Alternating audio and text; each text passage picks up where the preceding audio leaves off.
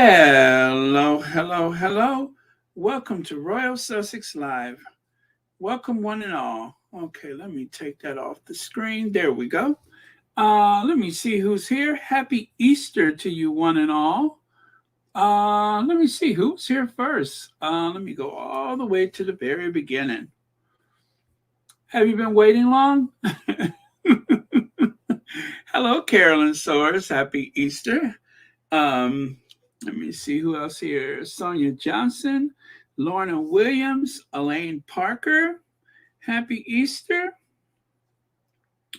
Um, I made the same mistake. Hey, Black Queen, that I made last time.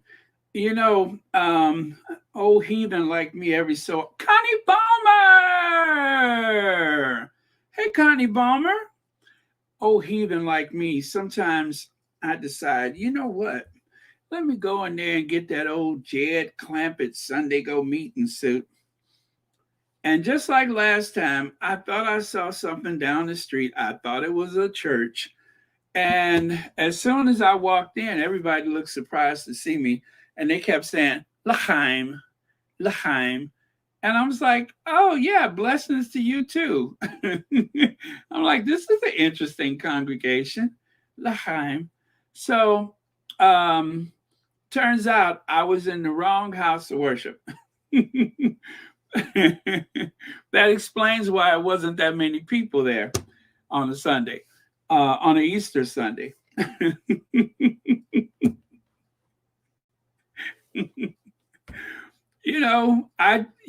The general shape of the building, I thought it, and I thought to myself, seemed like I go here all the time. How could this not be my church? Wait a minute, do I have a church? Mazel tov. Anyway, so anyway, they said come back on a Saturday. All right, or was it Friday? Saturday. I think they said come back on Saturday. So I was a day late and definitely $1 short.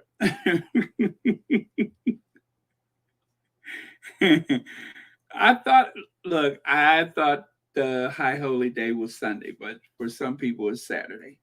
L'chaim. Uh,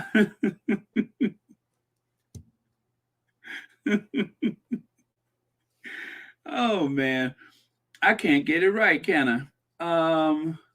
Let me see here.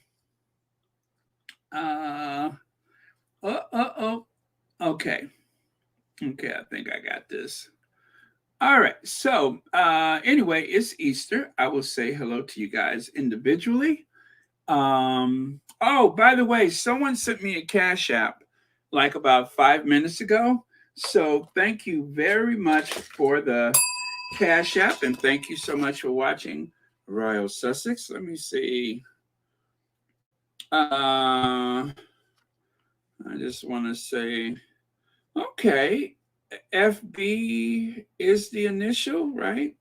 Something like that. Okay. Thank you again for the Cash App and happy Easter to you. All right. Okay, yes, I do have my slides ready. And we're good to go. Okay. I worked on something to the how do I say it? Really? Oh, that's interesting. How long is it? I mean, I wonder how long that's been there.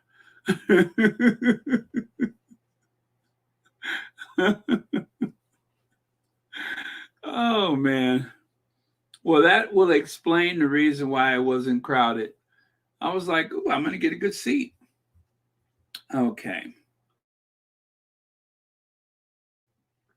Oh, yeah. Happy birthday, Lorna Williams. Happy birthday to you. Many happy returns of the day. Happy birthday. I think we're going to have to do an Ivy for you. Yes, we will. Let's do an Ivy to celebrate your birthday. Hello, Ivy here. Okay. Oh, man, where's my Ivy? Wait. Nobody help me. I got it. Hello, Ivy here. Okay, we'll do a little. This give us a little jump start to our Royal Sussex today. All right, let's do this.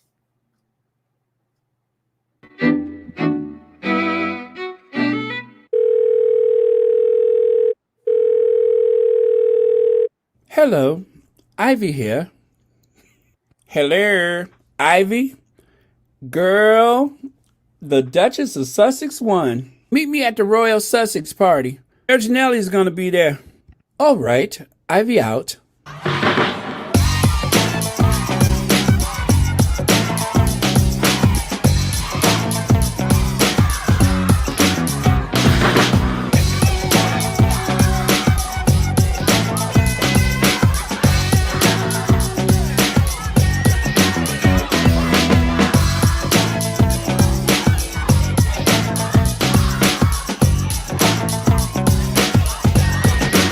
You know what? I have not come down from my high yet. As you know, y'all should see me when I be dancing. It's like, will somebody please?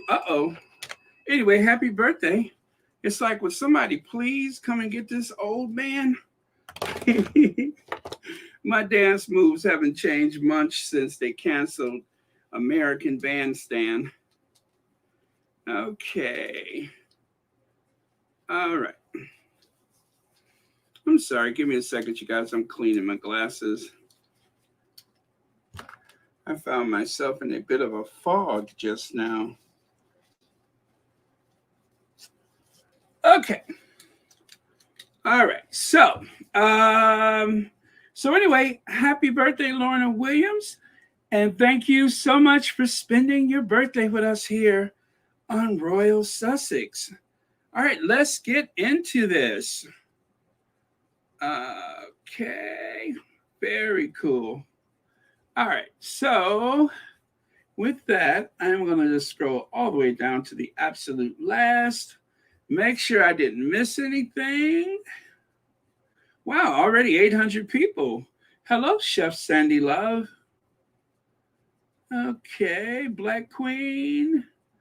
Whoopi Rock 1. Or as Barbara Walters would say, Woofy Walk 1.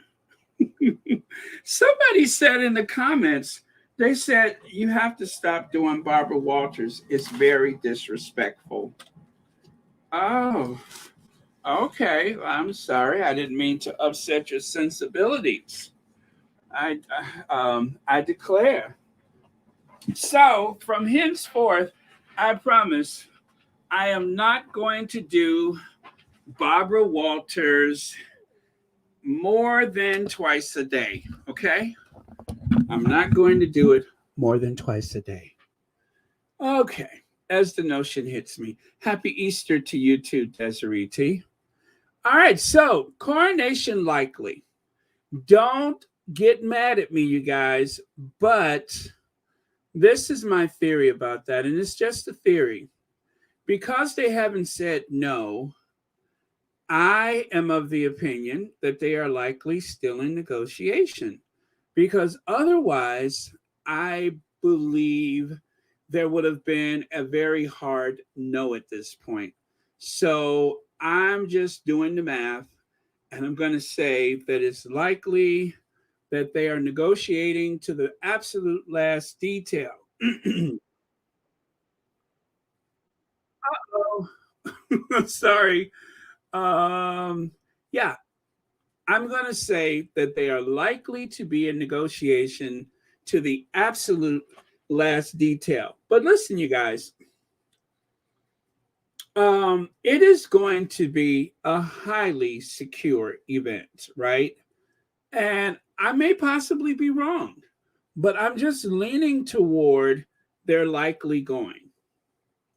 Um, and that is totally part of their birthright as father, children, and of course through marriage, Meghan, if Meghan is going, if the kids are going, but it is part of the birthright. And even though a lot of us no longer see the relevance of monarchy, even though a lot of us may even be against monarchy. Um, when asked, Harry said that he still believes in the institution.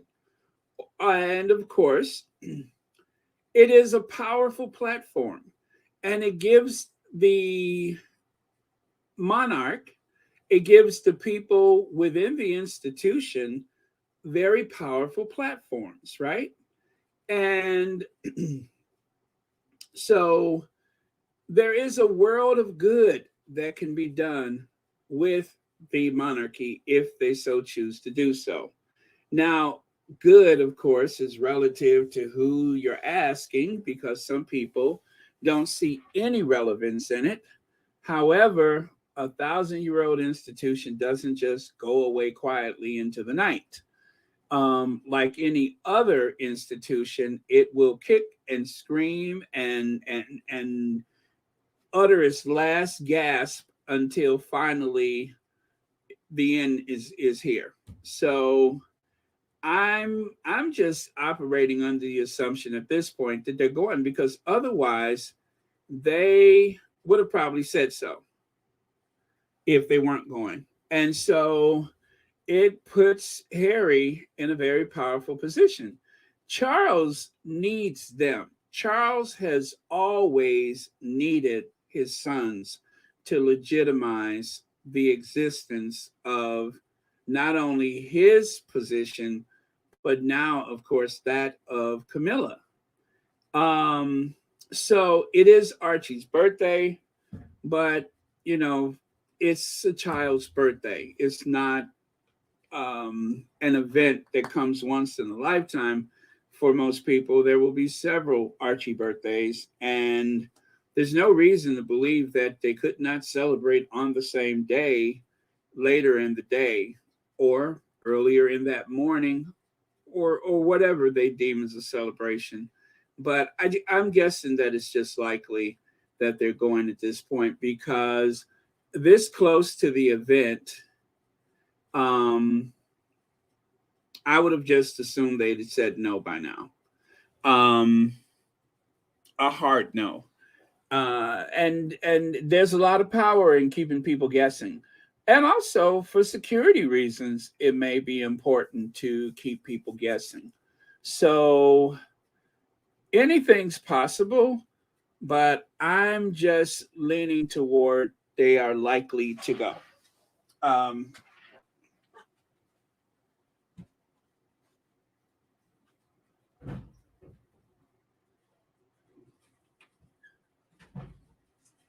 okay, sorry about that. I thought I heard MI6 at the door. Okay, so I thought I heard MI6 at the door. But anyway, let me check and see if there's any unmarked sedans outside of my place. Oh man. But yeah, so that's just the uncomfortable truth, as I see it, is that they're likely gone.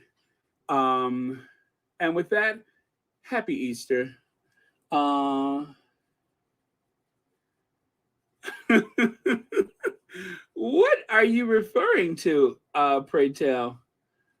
As goofy as I am just by myself, do you think that that would really be a good idea for me?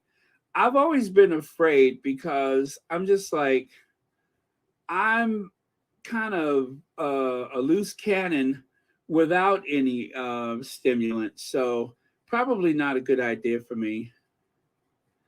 Okay. So, I'm going to take a look at some of your comments right now. I'm convinced they are not going to go. It's already too late. But if Meghan gets the Spencer Tiara, that's when I'm hoping, that's when I'm hopping on the train. All right, Alicia. Let me see here. Mm, You guys, I'm just doing math. I'm just doing math. And my math says, and trust me, I've never been good at math. Thank you for being here, Lorna Williams. Uh, Let me see. Nope, they're not going. It's all going to lead to more abuse. Harry, don't do this to your wife. Um, you know, let's see. Okay. This is what I've noticed about that situation is that, as someone pointed out in another platform, is that there hasn't been much said about Meghan. I mean, the occasional, negativity here and there, but there hasn't been much said. Now, one could extrapolate that maybe they're trying to lead a false sense of security. Um, but, I was shocked at the way the abuse played out real time during the Queen's funeral service. But that was an unexpected, well, okay, we expected it would happen, but the timing of it was rather odd. And I have some stuff to share with you about that very soon that might make sense if you just give me a chance to show it to you. Thank you, Verta Sanchez. I'm not desperate to be right about this. I'm just saying that at this point in time, if they don't announce that they're not going, um, oh man, and okay, let's be fair. An announcement like that should be handled privately and discreetly. It's not really for public consumption. Uh, oh, let's see. Hell no, Bear and Barbara is a must. I'm requesting it. Barbara. Oh, let me see. What Barbara? I'm so sorry. I'm kind of I'm not thinking fast enough right now. Oh, let me see. Yes. Thank you, Church Nelly. Yesterday was Anita's birthday. Thank you, Church Nelly. Yesterday, Anita of my Duke and I, it was her birthday. So let us not forget to wish a very happy birthday to Anita of my Duke and I. Every day, Anita is out there on the, uh, what do you call it, Sussex squad front line defending our faves. Oh my goodness. I tell you, sometimes I need Anita like I need the air that I breathe because she speaks with such clarity. And of course, early in the morning is when I usually catch her. Um, and it's just when I need to hear that the most. So thank you very much, Anita, my Duke and I. Let's see. Sheila Watson says, I don't see why, according to the royal family, Harry and Meghan should be tied to their chairs and gagged. Don't go. Please don't go. Well, again, there will be some negotiation. Now, sure enough, there won't be that same safety net that was provided by the Queen during the Jubilee celebration when she had her closest bodyguard right there with them the entire time. Now, that was definitely a signal that I believe collectively the world was able to hear very loud and clear. Um, yes, Sean, I agree. It's too much negotiation for one day. The president don't negotiate this long. It's just a setup to be humiliated again. That birthright is not worth that pain. Yeah, I feel you, Sean. A lot has happened. A lot has happened. Let's see. Rochelle Baudreau said, Harry said accountability and apology. I hope Harry sticks to his own words. Yeah, and would that apology be a public apology or recognition, or would it be something private and discreet? Let's see. We shall continue to pray for them, whether they go or not. Thank you, Connie Balmer. I appreciate that. Let's see. Kim Peter says, I believe that the answer was given to royal family. Sussex are attending and have requested that their attendance not be leaked until there are a couple days before the coronation, security reasons. That makes a lot of sense, Kim Peaches. That really does make a lot of sense. And we may not know until the absolute last minute. Till the absolute last minute. So I don't mind keeping them guessing, though. I don't mind keeping them guessing. Marshall said, ugh, I hope you're wrong, Baron, but I am preparing myself for if they go, ugh. Well, I'm glad you're taking it well. Ugh. If that is taking it well, ugh.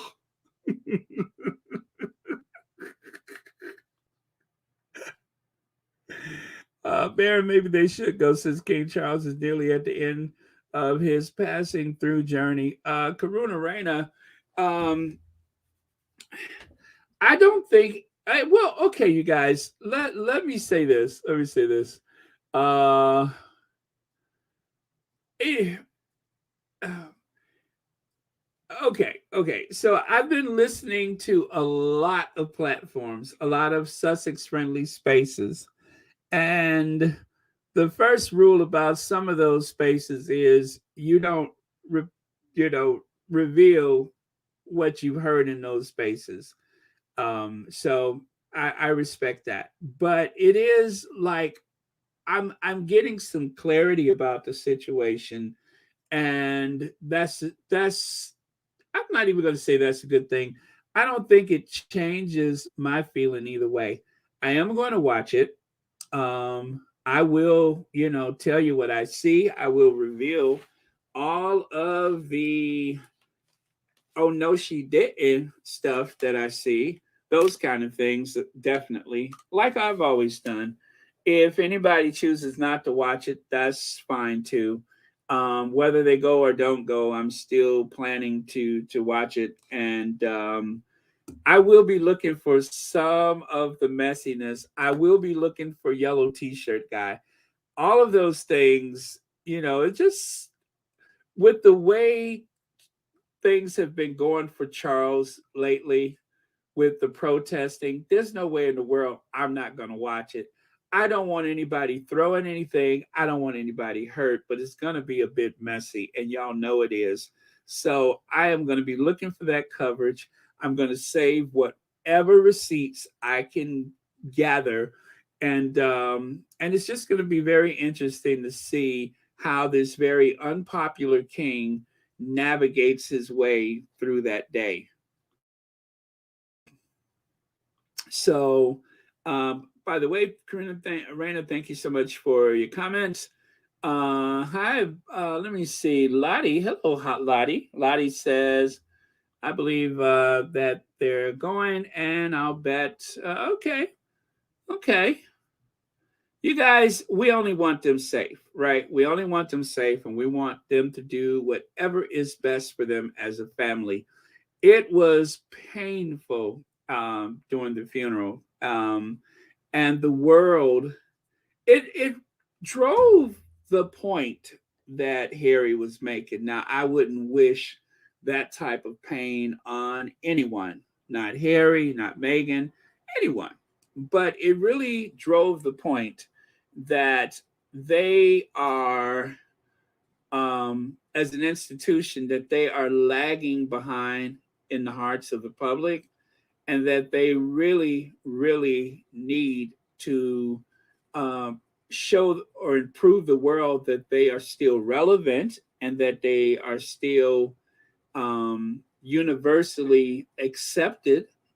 And by keeping the Sussexes away, it will only further diminish them as an institution. So they really, really do need them. Now, whether there will be some kind of last minute hijinks, I can't say one way or the other. Let's see. So they're going just to be dragged through the mud as always. What is that? Dios mío. Oh, is that Spanish? But okay. Thank you for your comment. Church Nelly says, "Don't go, Harry. Stop the flippant abuse now. Okay. Yep. True that. True that. Archie will never turn 4 again, in my opinion. I don't think they're going because the tabloids are still stirring up crap. Sooner or later, Harry is going to have to turn the other cheek. Just saying. Thank you for your comment, Annie Bullard. Okay. Oh, Elaine Parker, thank you so much for the super sticker, and thank you for watching Royal Sussex. Okay, I'm like so far behind. Let me just scroll through. Okay. Shelly L says, I'm thinking they already declined. Oh, that's interesting. I like to hear all sides of this. I think they already declined. That's why the royal family hasn't said anything, because they know that the turnout will be worse than it's already going to be. Maybe. Shelly L, as per usual, that is brilliant.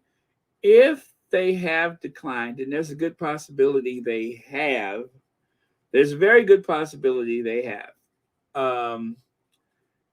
Yeah, oh, you know what, Shelly L, I hope you're proud of yourself, because I am right back to square one again.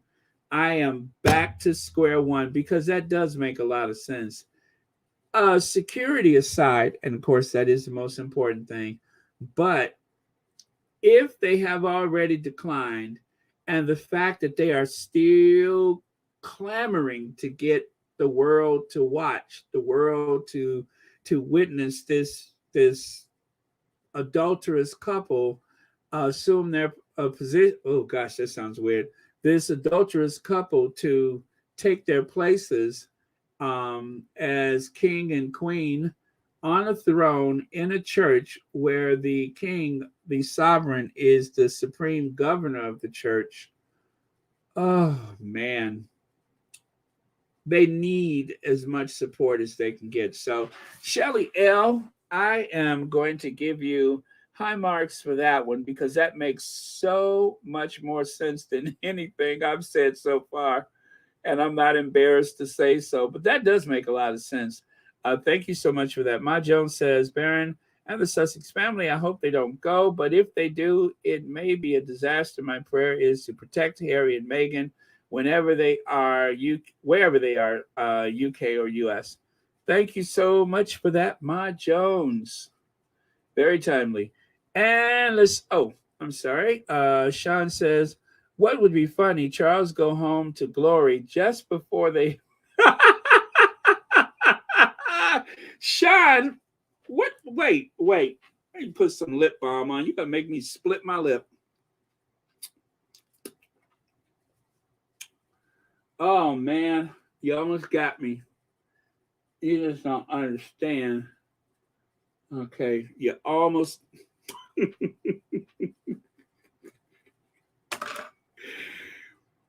Never cease to be messy. Never miss an opportunity to be messy. Okay. Charles go home to glory just before they put the crown on Camilla.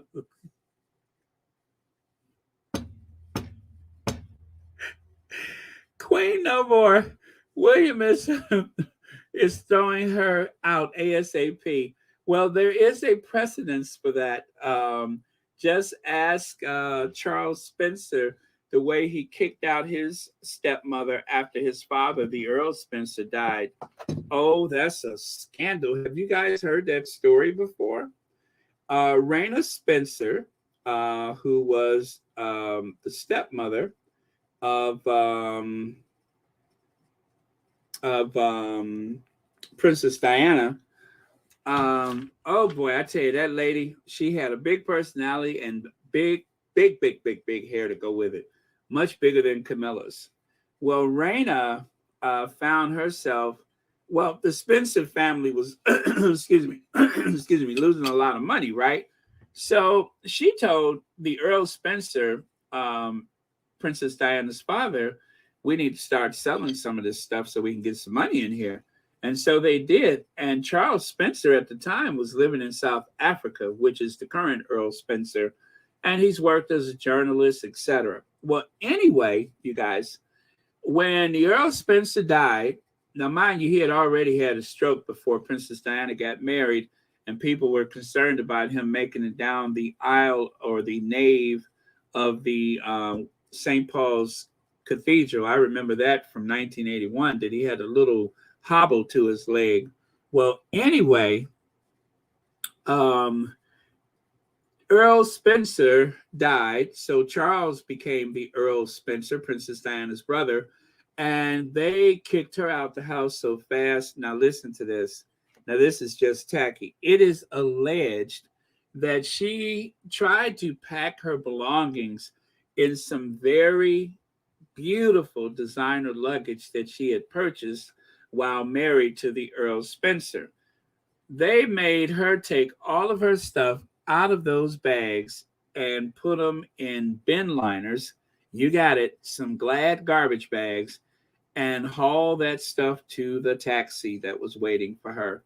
She was not allowed to leave that house with anything that was purchased with Spencer money. Do you hear me? Nothing. She had to leave Althorpe with bin liners for luggage. It really reads a lot like the Bible. You come into this world with nothing, and you are going to leave the exact same way.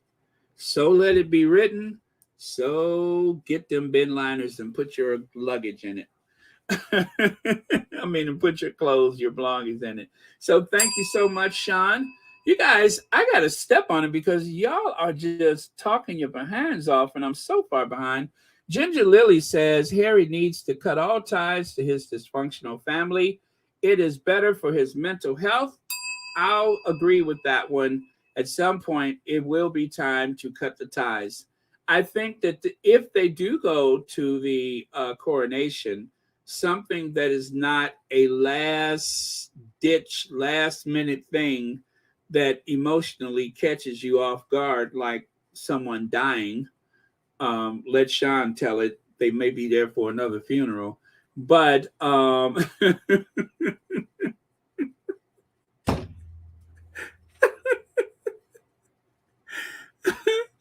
anyway, so I would say this is a sink or swim moment for the relationship between the Sussexes and the rest of that family. So thank you very much, Ginger Lee. Let's see. Charlena Manning. I like that name, Charlena Manning. Thank you so much for the super sticker, and thank you for watching Royal Sussex. And Dorothy Ross, thank you for the hugs as usual. And thank you for the super sticker. Happy Easter to you all. All right. Sorry, I'm going to have to miss a whole bunch of stuff, but I got to scroll here. Connie Barmer decided to be messy today. Let me see. I'm imagining Diana elegantly sliding through, and the only two people to her fall off. Let me see. Imagine Diana elegantly sliding through, and the only two people to her fall off there. Oh, I got you. I got you. Let me see. Shelly L says that scenario sounds like my lifelong fantasy. I marry a really old billionaire, and he dies during the foreplay on our wedding night. Oh Lord, I'm afraid if there's to be a tornado in London on May 6th, then that tells me it's an omen of what is to come for the unroyal, unholy family. All right, well, we'll see. We'll see.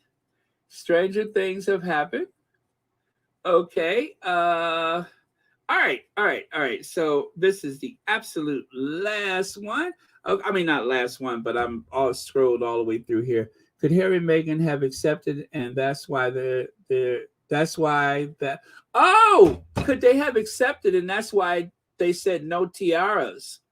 Well, now see, every time I think I got this figured out, then you all come up with something brilliant. Honestly, I'm not just saying that. That is something to think about. Hey, Anastasia. Thank you, Elaine. Oh, okay. That's not for me. But yeah, now that is something to think about. All of a sudden, all of a sudden, no tiaras. Now, I thought it was because they were trying to look so ostentatious in front of a country where people are afraid to turn on their heat because the fuel prices are so high. But maybe, just maybe, that is the case. Because think about it like this, you guys. If if they don't wear tiaras for the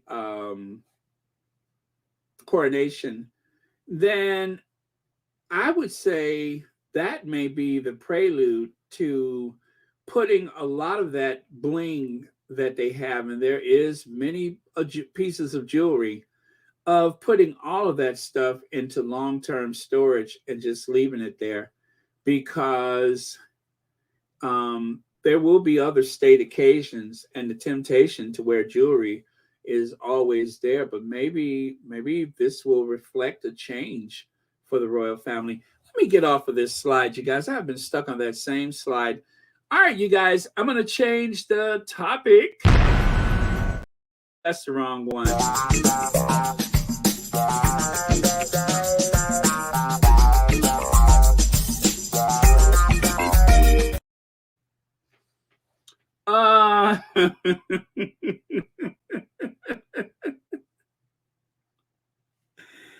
I don't want Camilla with that crown on her head. Maybe someone will leak her video. Well, there is that meme floating around with someone who looks a lot like her. Oh, Sean, I cannot do you today. Oh, man. Okay. Excuse me. So, we haven't seen or heard much from Jobo, Robert Jobson, ever since he said that terrible, terrible thing. And of course, he got dragged in the Twitter streets, only for him to retort by releasing a book that is going to be serialized in the Daily Fail. Now, when they serialize a book, that means they're going to run excerpts of the book day after day after day.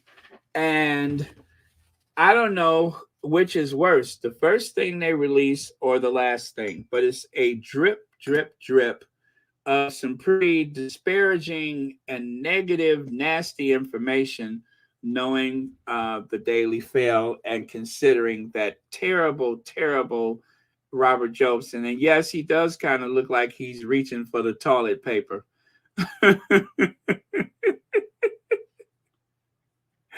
Anyway, in spite of what he said, in spite of how we feel about him at this point, I know some of you all are worried about his whereabouts. Amen.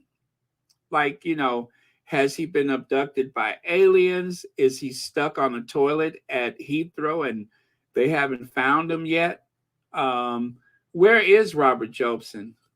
Is he eating away his pain and suffering after being dragged so viciously on the Twitter? That's a question that a lot of people haven't been asking.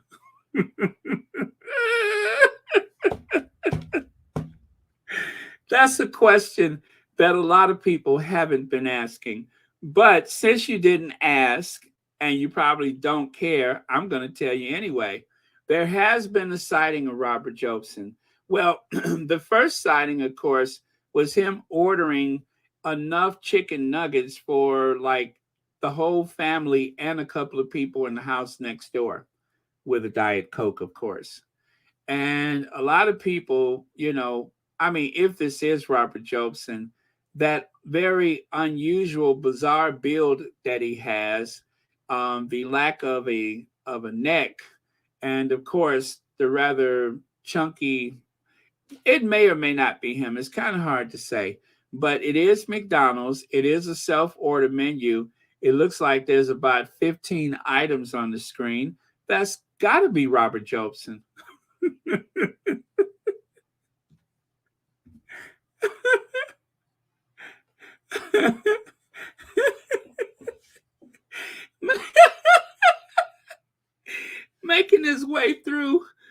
making his way through all of the high street fast food restaurants to drown his sorrows in a um, a huge box of chicken nuggets. They probably had to call somebody in on their off day to come and help prepare food. But either way,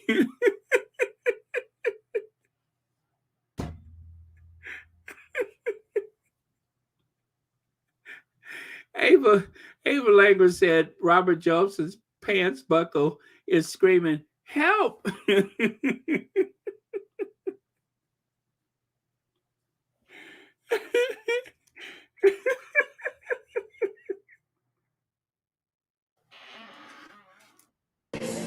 Police!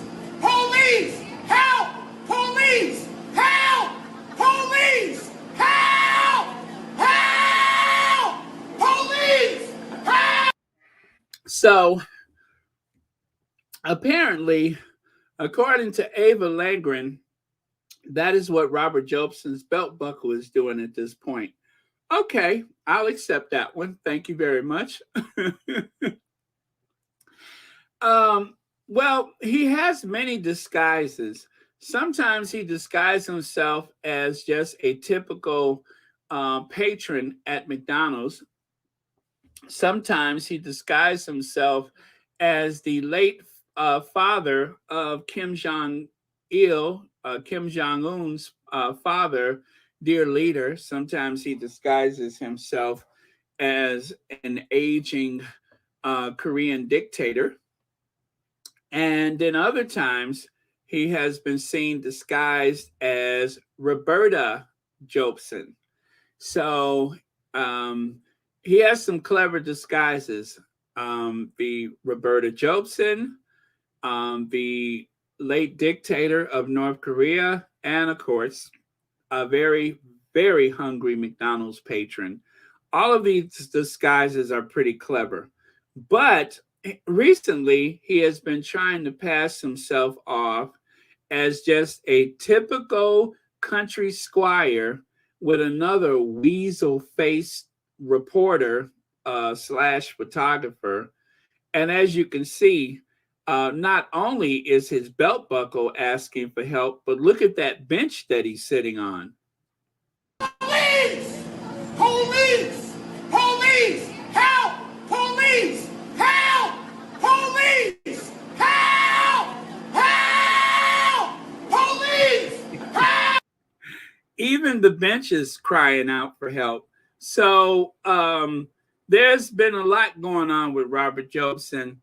And right now, he's probably on Grubhub or Uber Eats or something, but he's likely ordering something that he can chow down on to soothe his nerves ever since he made threatening remarks, excuse me, about Prince Archie. So, wherever you are, Robert Jobson, just push away from the table. It's going to be okay.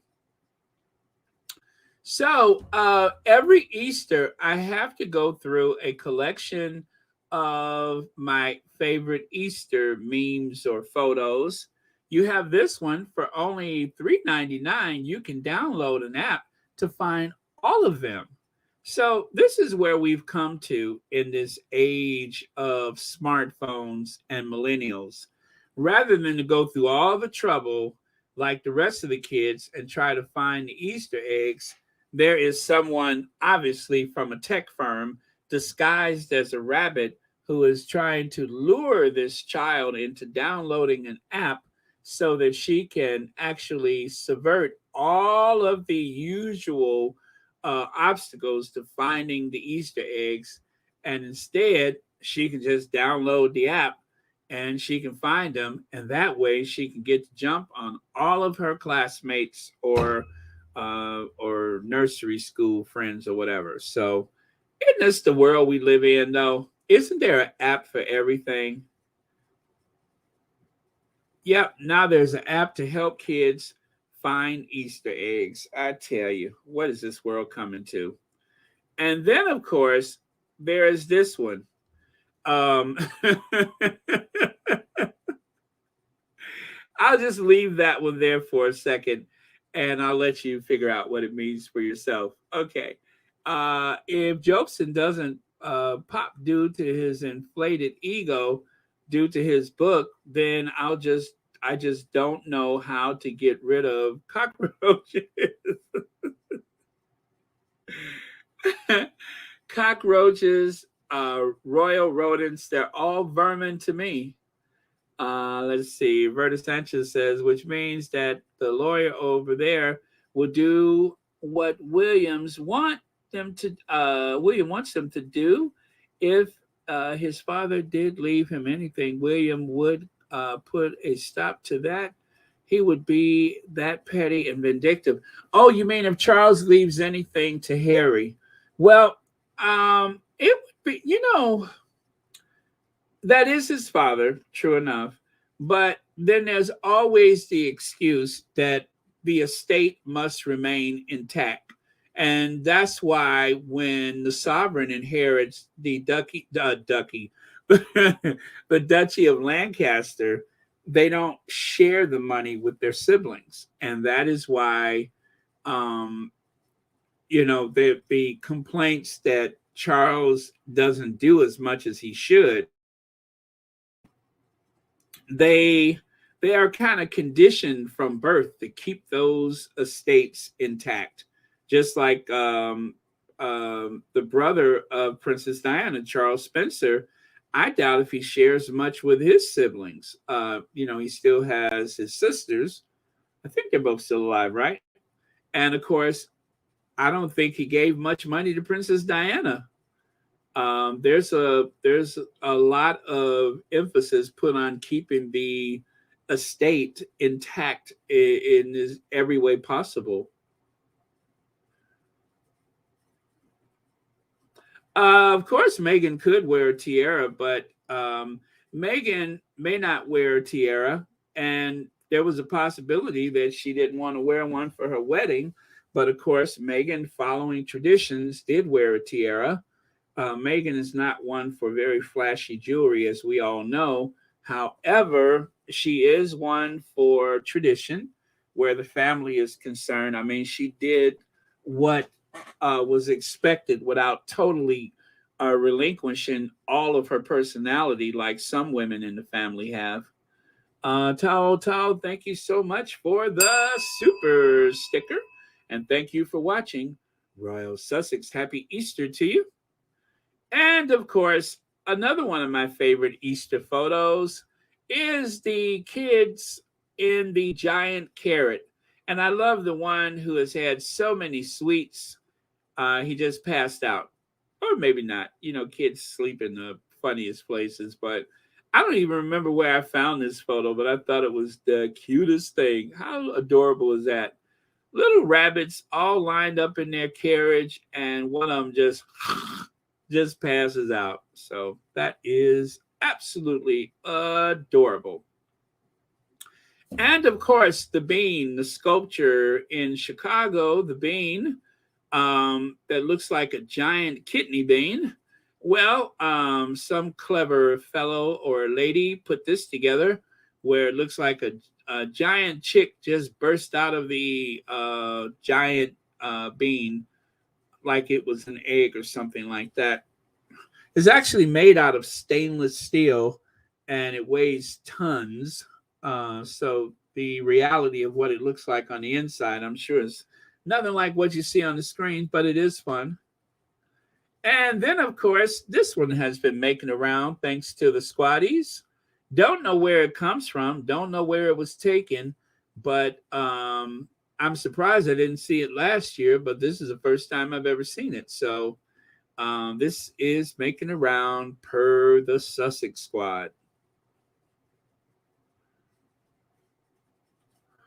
And of course, as we all know, in the Sussex squad, if there's one thing about our character that anyone and everyone can depend on, is that we are always here for the Sussexes, right?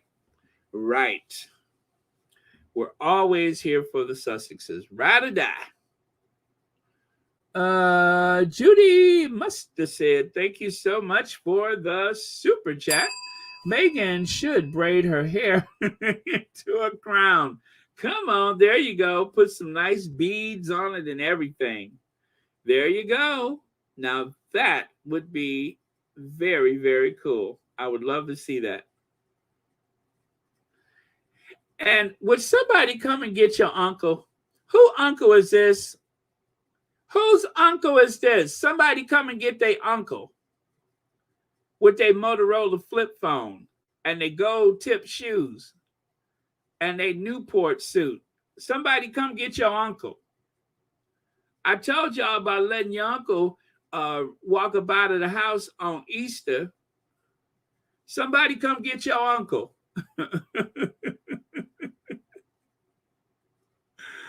Oh man, I love it.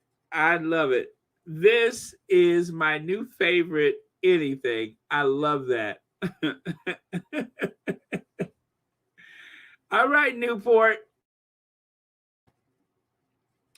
Now that is a very, very cool Easter outfit.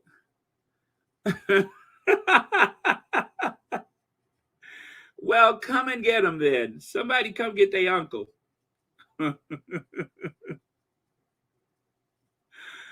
Okay. And next, of course, when I saw that, the first person I thought about was Afro Annie.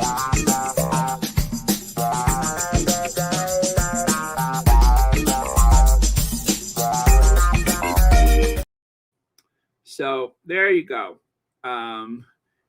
Some uncles should not be allowed to leave the house on Easter morning. And of course, this famous photo from Russell Bay, I think is his name, was taken back on Easter morning, 1941. This is when, back in the day, you would see people really had a sense of pride about the way they dressed on Easter. Yep, very, very cool picture. My favorite. This was actually taken on the south side of Chicago. You can find it almost anywhere in the country, especially any place where they sell ready-made posters. You might find this photo.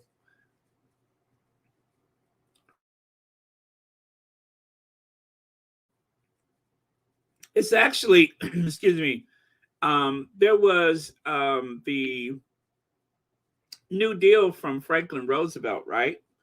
And Franklin Roosevelt had paid artists to create during the Great Depression to try to get us out of the depression and to rebuild the economy. So this particular photographer, as an artist, was told to go around and take photos of America. And he happened upon a group of young men and had them sit on top of this old, I think it was a Buick, and they took this photo, a photo which is quite famous now. And there's the old Regal Theater in Chicago. At the time, it was located, I think it was South Park. There's a newer Regal Theater, but this is the old one. And so the car would have been parked actually on the other side of the street, not where you see those people, but just opposite that. But that is where the photo was taken. You can see that building all the way in the background. You see that building back there? Well, there it is right there. See the little arches on the windows? See those little arches? Those arches? You can see it in the other photo all the way in the background. Yeah, I love old photos like this. And of course, these three young ladies were dressed up for church on Easter morning, 1941.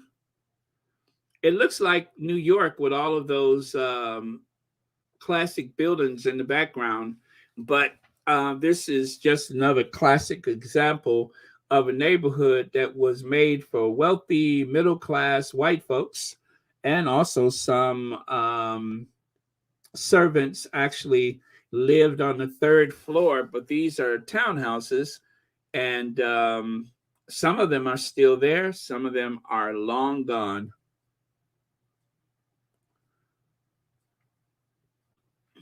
And someone decided to colorize the photo. Not the best job of colorizing, but it gets the job done. I mean, I doubt if that car was actually green, and I doubt if that kid was wearing a purple coat, but it is kind of cool to look at. So I'm going to give it a score of 1 to 10. I'm going to give it a 7. Yeah, just, I think it's interesting. I'll give it a 7. I think that may be too generous. Okay, plans for Harry and Meghan's to attend the Charles coronation being finalized. Well, there has been a lot of signaling and briefing through the papers. Again, you guys, we don't know for sure exactly what's going to happen. I think that there is negotiation going on, and I'll leave it at that. I believe there is negotiation going on. So, but thank you guys for all your opinions. It was highly invaluable because I'm still not 100% certain, but I'm just leaning in that direction. But you all made some very valid points, very interesting points. And like anything else, we take it with a grain of salt. But do nothing until you hear from the Sussexes, because remember, there are no leaks in Montecito. So we just don't know. And whatever the Sussexes do is always very deliberate and usually very wise. They keep winning these court cases, and they are constantly recognized for the great work that they're doing. So I am going to put my trust in Harry and Meghan and pray for them as always. Let me see. Baron, I really don't think the Sussexes will use attendance at the coronation as the time to negotiate for long-term way forward. Kathy Gabby, I don't look at it as a negotiation for the future. I think it's just for the event. I don't mean to imply that they're negotiating for the entire future, but I do believe the way the family, the way the press conducts themselves for the coronation, if they choose to go, will be like a bellwether. But I certainly don't believe that it is a negotiation like in a ongoing relationship with the family. That would be impossible, because with both sides, there's got to be a lot of suspicion. And so both would use whatever happens at the um, coronation as something that would decide future relations, but the negotiations is just for that event, not for the entirety of the future, because there's a lot to consider. Because again, it's Harry's birthright, and whether or not that birthright is important to you is one thing. Whether it's important to me, that's another thing. But it involves them as a family, so they have to decide that for themselves. And our opinions are very, valid for us, but not for them. So they have to decide how they want to proceed. Um, you really got to listen to the words that they say. Don't listen to me. Listen to Harry and Meghan. Go back and look at Spare. Go back, look at the docuseries, and make an educated decision from that. Because I'm just giving you a little mathematical equation, but definitely I have no insight as to what's going to happen. Thank you so much for your comment.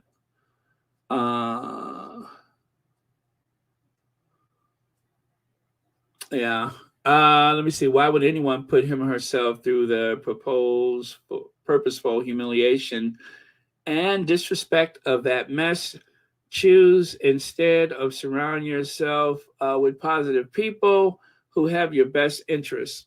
Yeah, that makes a lot of sense. That makes a lot of sense. That's what I was trying to do. I'm probably the only one who doesn't believe there's been any negotiation. I don't think Harry has even spoken to his father. Huh, that's interesting. Okay. Okay. That's a possibility, Lola Love. That is a possibility. We just don't know. We don't know.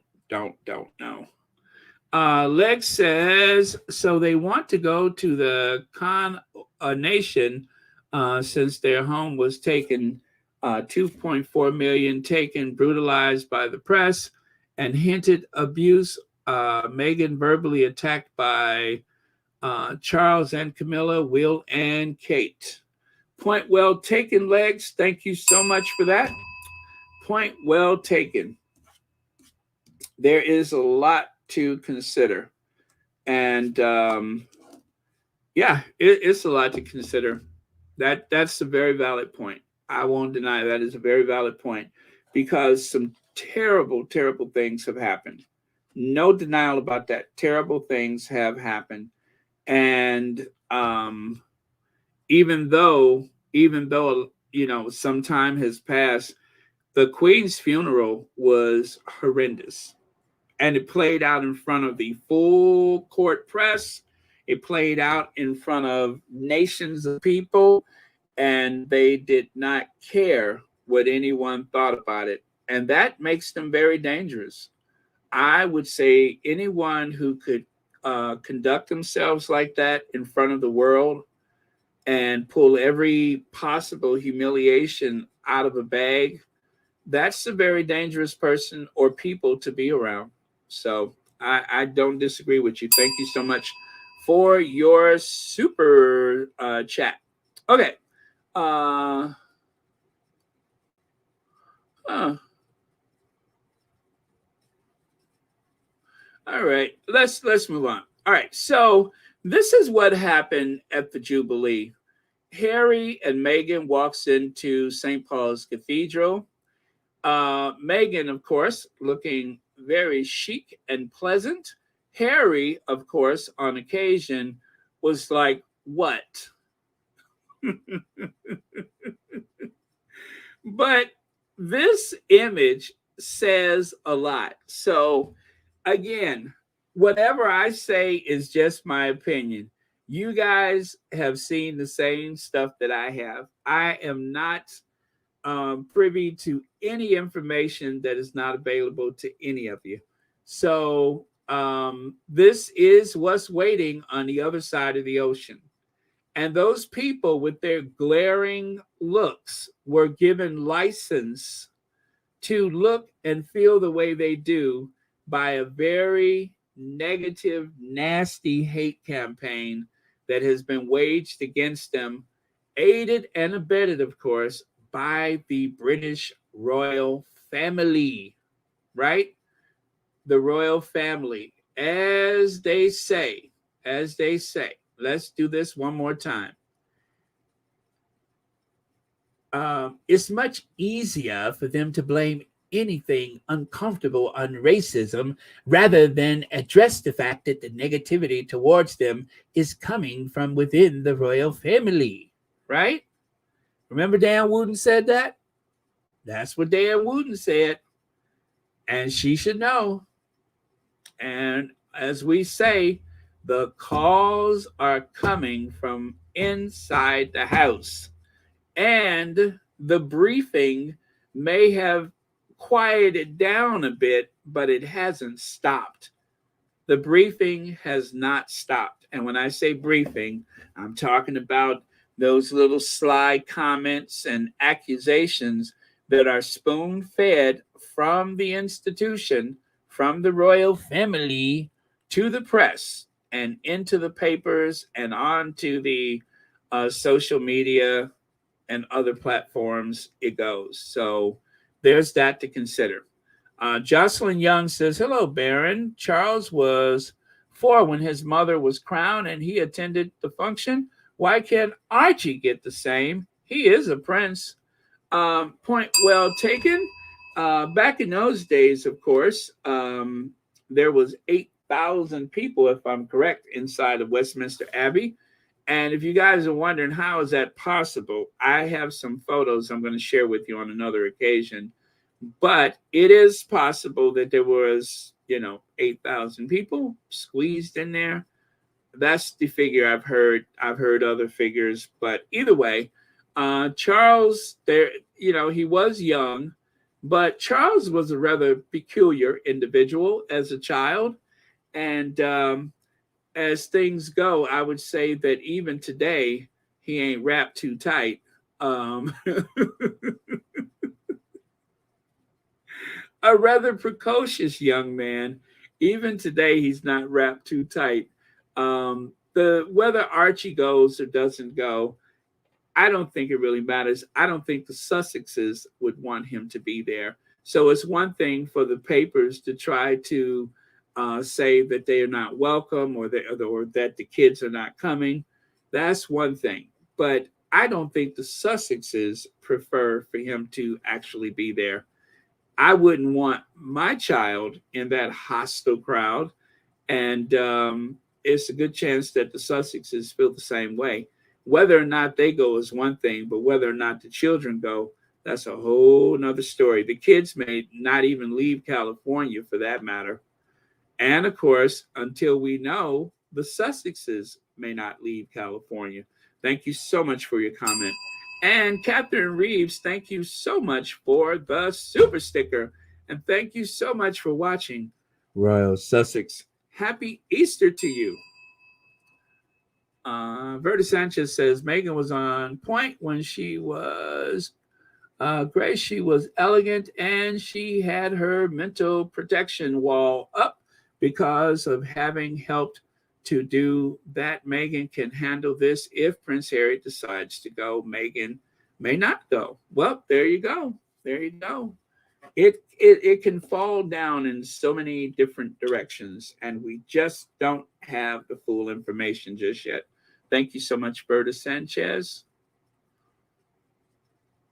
And of course, leaving not Westminster Abbey, but the oh gosh, what is that place? The St. Paul's Cathedral.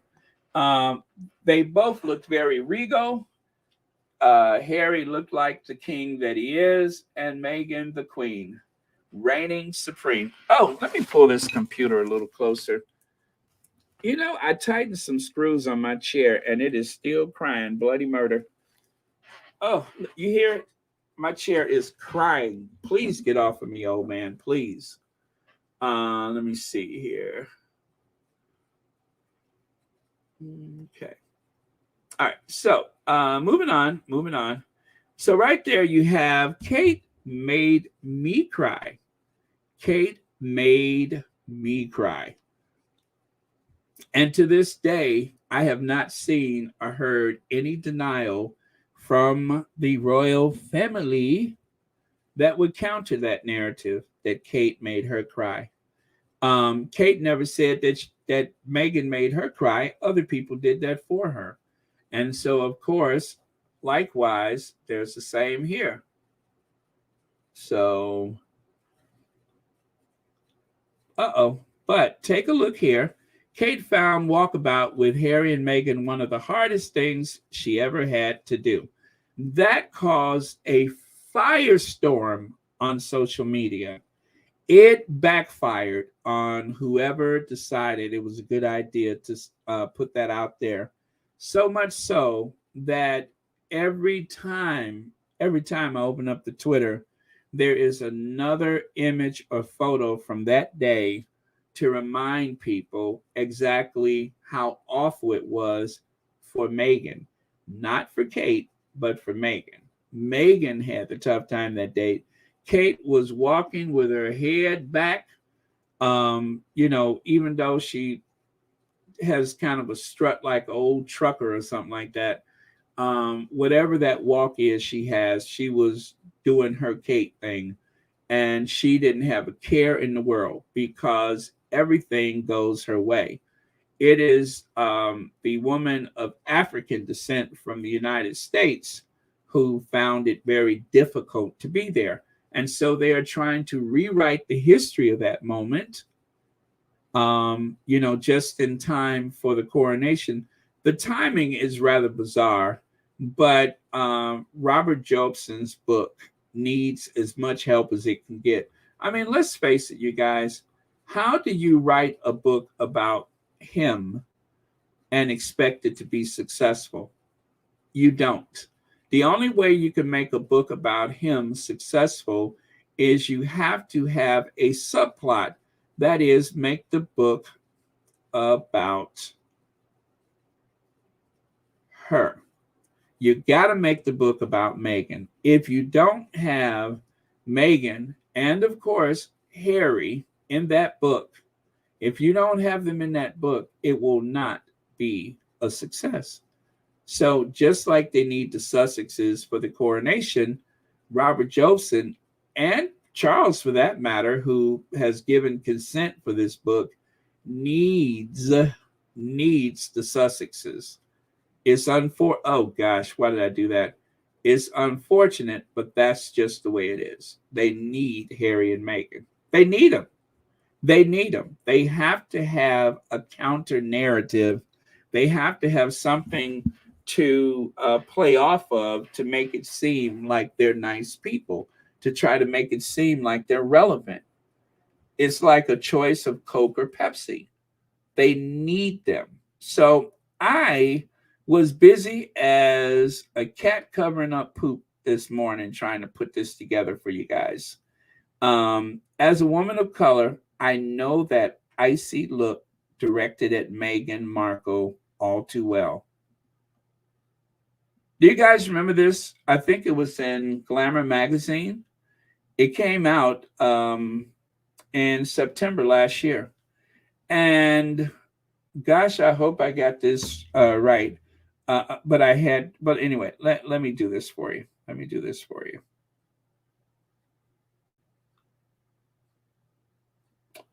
Oh, wait, is that it? Or is this it? Or, oh, you know what? Okay, hold on, you guys. I got it.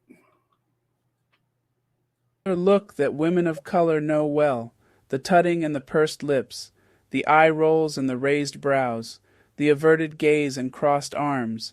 Their body language and unspoken words are designed to do one particular thing, put us in our place. As women of color, we experience it everywhere we go. You might call it a microaggression, a chip on our shoulder, or even a figment of our imagination, but it dictates our personal lives and careers, erecting barriers and keeping us within the confines of what people expect non-white women to be. After the Queen's death, when members of the royal family met mourners outside Balmoral, I saw this look again in how some of the public interacted with Meghan Markle. While some greeted her with the same warmth as they extended to Kate Middleton, others gave her a more icy reception. One video appeared to show a woman folding her hands while Meghan engaged with those around her, while others appeared to show royal fans shaking their heads and deliberately looking away to make their disapproval clear. The racist treatment of Meghan Markle is plain to see. It's documented across our media, to be found in derogatory headlines, and the obsession of some talk shows and their hosts with her life. The double standard between her and Kate Middleton is perhaps where this pernicious racism has been most exposed, and the past week was no different. Whereas Kate Middleton was seen as altruistic and motherly for not attending the palace following the Queen's death, Meghan Markle was considered selfish and inconsiderate.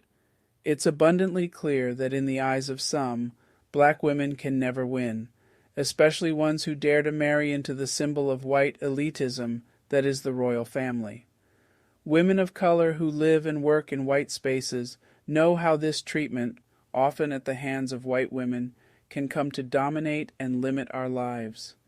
As a mixed-race, visibly Muslim woman, I have felt the brunt of this as the only Muslim on my course at university, as the only Muslim in some of my first jobs, and even at the hands of some members of my family who consider me foreign and threatening for wearing a hijab. When I saw how some of the public reacted to Meghan and the gaslighting on social media that came in defense of it, I felt the full force of what it means to be a woman of color in a country as divided and elitist as Britain. What Meghan Markle faces at the hands of the press and the British public who interact with her is what women of color across the country are met with in job interviews and workplaces, from partners' families who are unwelcoming of their race, and from strangers on the street. It is what we internalize as we are systemically and purposefully beaten down by a country and a system that seeks to disenfranchise those who don't conform to its narrow confines of Britishness. The first time I experienced a look like this was when I went out of the house wearing a hijab for the first time. As a mixed-race teenager, I had been unknowingly passing as white my entire life, and I didn't realize that the adults around me, in the supermarket, on the bus, and even my teachers at school, could be capable of regarding me in a way dripping with such loathing. It made me curl up into myself and feel uncomfortable, and even frightened, in white spaces that I had once inhabited with such ease. It made me feel like a foreigner in my own hometown, something threatening and repulsive that grown-ups diverted their children's eyes from in case my otherness was contagious. I experienced it again at university as one of the only non-white state school-educated students on my course. When I tried to make conversation, I was considered something taboo that nobody wanted to associate with. My overt, visible foreignness wasn't cool enough. I couldn't join in with my course mates' conversations about second homes in the south of France, or which renowned private school they had attended, and I wasn't there on the nights out at the pub with our seminar leaders. I couldn't laugh about how drunk so-and-so had got last night, and so I became silent and reclusive again. I avoided situations where I would be the only person of color, because the reaction I received from the white people around me made me feel like I wanted to break out of my own skin. Now, in my late 20s, I realize that as a protective mechanism, I have surrounded myself with friends and family who share my marginalized status because I find solace in our mutual experiences, our joint oppression. But the impact of this prevalent racism is still etched into my mind. It makes me second-guess myself, avoid opportunities, and sell myself short. Even now, when I am in a shop or a job interview or on the tube, and I am met with that same look that Meghan Markle was subject to last week, I am shocked by how it impacts me, how it makes me question all over again the right to exist in the country I was born in. By no means am I a defender of the monarchy or the imperialism it represents as an institution, but the rampant anti-blackness that follows Meghan Markle wherever she goes is something I find hard to ignore, especially given how much of it reminds me of the Islamophobia I endure on a daily basis. People who protest that the media-fueled hatred towards Meghan Markle is unrelated to her race seem blinded by their loyalty to a monarchy whose history itself tells us that racism is very much consistent with their track record. It is plainly there for us to see. Given the extent to which communities of color are already disadvantaged in this country, is it really such a stretch to consider that a system of inherited power, where privilege and control are passed along and preserved amongst only a very small elite, could espouse some outdated and prejudiced ideas? But the reality is that, contrary to the version of Britishness that the government clings on to, people of color, especially women, are deliberately disenfranchised at every level in this country, and we navigate our lives under insurmountable inequalities and barriers. To be a woman of color in the UK is to be constantly bombarded by the twin hands of misogyny and racism. After all, if even a millionaire mixed-race princess faces such racism at the hands of the British public and media that she chooses to leave the country, then what does that say about what women of color with far less privilege are forced to endure every single day?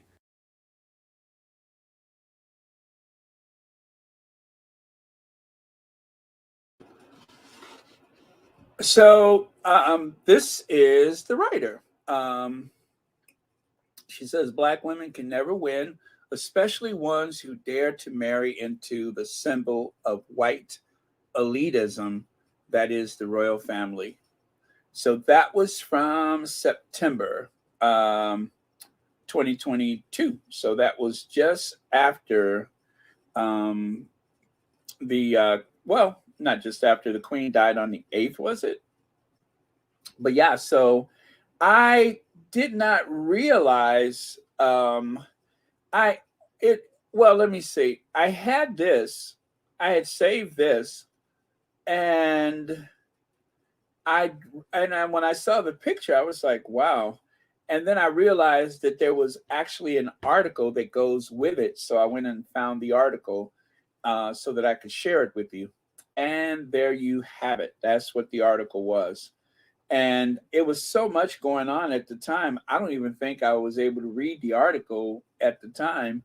Um, but that was what the article said. So that's why it's so cool to keep receipts, to keep screenshots and stuff like that.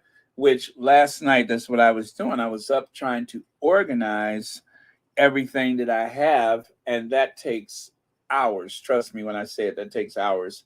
But I need to do it every so often. And so as I was doing that, then I found this screenshot, and I'm just like, did I ever read that article? So then I went and found it, and so that's what they had to say. So that is the author right there. You know what? I don't have her name for some reason. Let me see what her name is. Nadine. Yeah, Nadine Asbali.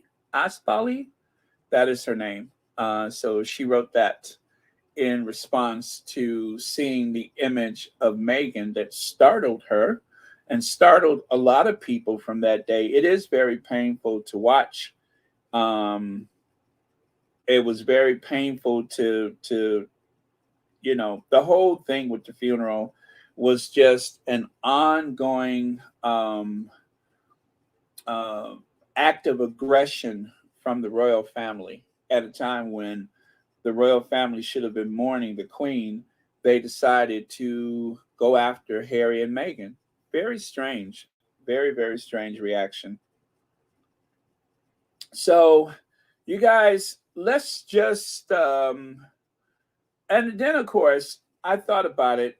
I said, all right, so this is how things ended up after what was supposed to be a very big month. If you guys remember, I was so excited about September of 2022 because that was supposed to be a huge, huge month for Harry and Meghan. And it turned it just let me share it with you. I can describe it in picture. So we went from this to this and then this. We went from this to this to this. Actually, I got that backwards. It was this, this, and this. That is quite the buzzkill, to put it mildly. That was a hell of a buzzkill. You are at the top of your game. I mean, look at this. Harry and Meghan. Meghan does the opening speech for the One Young World. Then Harry goes over there and he gives a speech at the Invictus game, the 1 year countdown, only to be followed by this. I felt so deflated watching it. I could not imagine what it was like to live through it. Now we as squatties, we were so, removed from it, but watching it was painful. And if you've ever experienced anything like that in your life, ever, anything that comes close to that, it was dreadful. It was the worst. So it would definitely cause you to have to trigger a lot of bad feelings if you've ever been through anything close to that.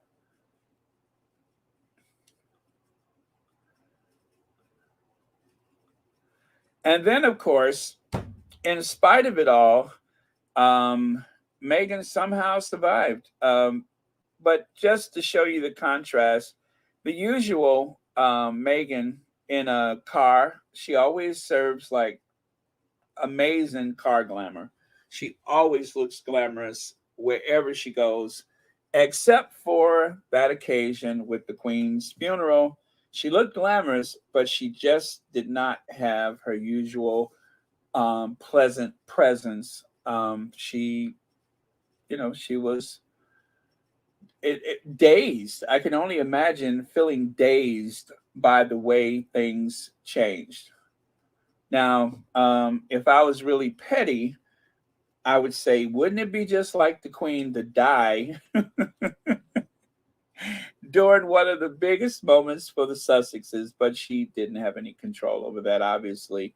But it was just the timing of it. I was like, of all the times to make your transition, did it have to be September? Well, we don't have a choice in these things, but I'm just speaking my frustration. I was very frustrated. That was supposed to be a big month. Let me see. Chucky's mama, that's I'm calling her. Oh man.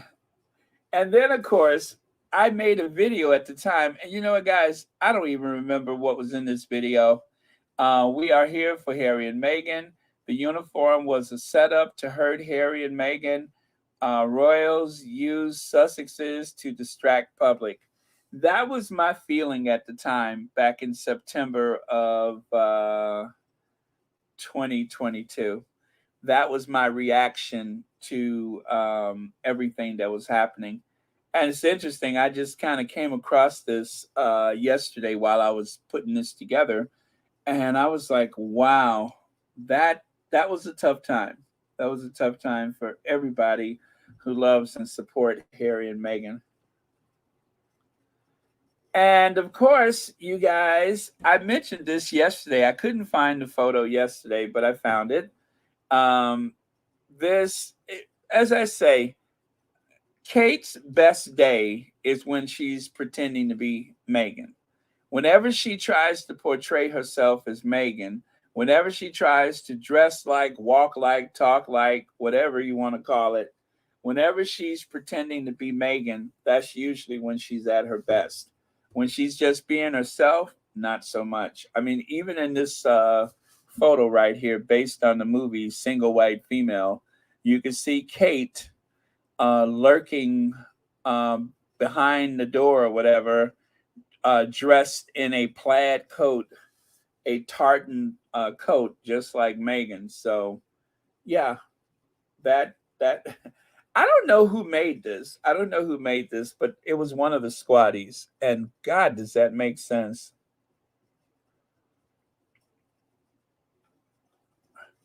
And then again, just I shared these yesterday. Whenever Kate is looking her best, it's because she has gone to her team and told them to fix her up like Meghan. Same color palette and everything. Well, not everywhere. Some of those dresses that Kate is wearing is atrocious, but you get the point. And right here, King Charles spent Queen's final hour foraging for mushrooms as Anne never left her bedside.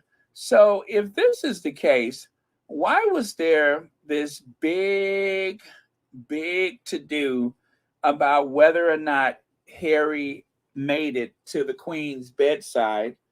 Why was there this big fuss about that if Charles wasn't even there? After spending some time by his mother's bedside, Charles went back to Burke Hall and began foraging mushrooms while walking in the woods. He was then advised to return to Balmoral immediately. Now, wait a minute. I thought Charles was setting up for an interview with NBC News and one of those Bush kids, Jenna Bush, right? And then Charles was told to go to Balmoral. So which is it? Was he at Burke Hall? Was he at Dumfries' house? Was he setting up for an interview, or was he out foraging for mushrooms? That's all. I don't have anything else to add to it. Which is it?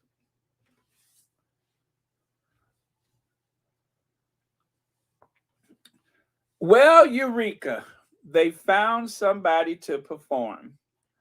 Bette Midler to perform at King Charles' coronation alongside Lionel Richie and Take That. The American singer, 77, allegedly allegedly fly over to the UK for special live performance next month on Sunday, May 7th. According to The Sun, Bette Midler will star, that is, alongside Lionel Richie and Take That at the free concert for 10,000 people. The booking will come as a relief for the organizers, who are said to have struggled to book talent last minute. Speaking to the publication, wait a minute, how old is Lionel Richie? Bette Midler's 77. Lionel Richie's got to be in his 70s. And Charles and Camilla are in, wow, this geriatric event that they have going on. If they're trying to appeal to young people, wait a minute, is Neil Diamond still alive? Is Neil Diamond still alive? Because wouldn't it be fun if they could all do Sweet Caroline? Whoa, whoa, whoa. Oh, man. Huh. I love Bette Midler, but what is this, the 70s or 80s? Exactly. Well, that's the best they can possibly do. That is the best. Or maybe they're trying to send a message. What was the name of that movie Bette Midler was so famous for? Was it The Rose? Maybe somebody's trying to send a message. Leg says, let's see here. Leg says, I love Bette, but what is this? Oh, I'm sorry. Did I see that already? Thank you. Sorry about that. Okay. So, you guys. Oh, nurse, wife, mother. Are you the newest? Yes, we have a new member to Royal Sussex. Thank you so much for that. Still a bargain at just $4.99. Thank you so much for that. So take a look, you guys. When was the last time you've seen a commercial for Pan Am? I don't think they've had one since the 1980s. As a matter of fact, we haven't seen those uniforms since the 1980s when Pan Am went under. But thanks to Kate Middleton, the Pan Am air hostess, the Pan Am, Maureen Reed says, Baron, paramedics will be close by for the old folks. For the entertainers or for the crowd? Thank you for that. But yeah, so there's Kate Middleton. She's rocking that air hostess outfit. And what? I don't know. I got nothing. I got nothing. But yeah, so she decided to serve up Pan Am Airways, Pan Am Airlines, just in time for Easter. And of course, if you take a look here, that outfit is a oh gosh, what is that? Walker? Whoever her oop, that slipped. Her famous is it Carolyn Walker? No, whatever it is. But so that is one of the iterations of that coat dress. But yeah, so very much the airline look. I wonder if that's something she borrowed for her mother. Her mother used to work for British Airways. Maybe that's an old chip off the British Airways uniform. Either way, an electric blue air hostess. Kate is advertising for her mom party pieces. I love it. I love it. Bring the shade. Yes, Kate is advertising for party pieces, you guys. Just in time for Halloween. a fancy dress party, or any occasion when you want to look like you should be behind a beverage cart. Okay, and Carol Lund, thank you so much for the super sticker, and thank you so much for watching Royal Sussex. Happy Easter to you.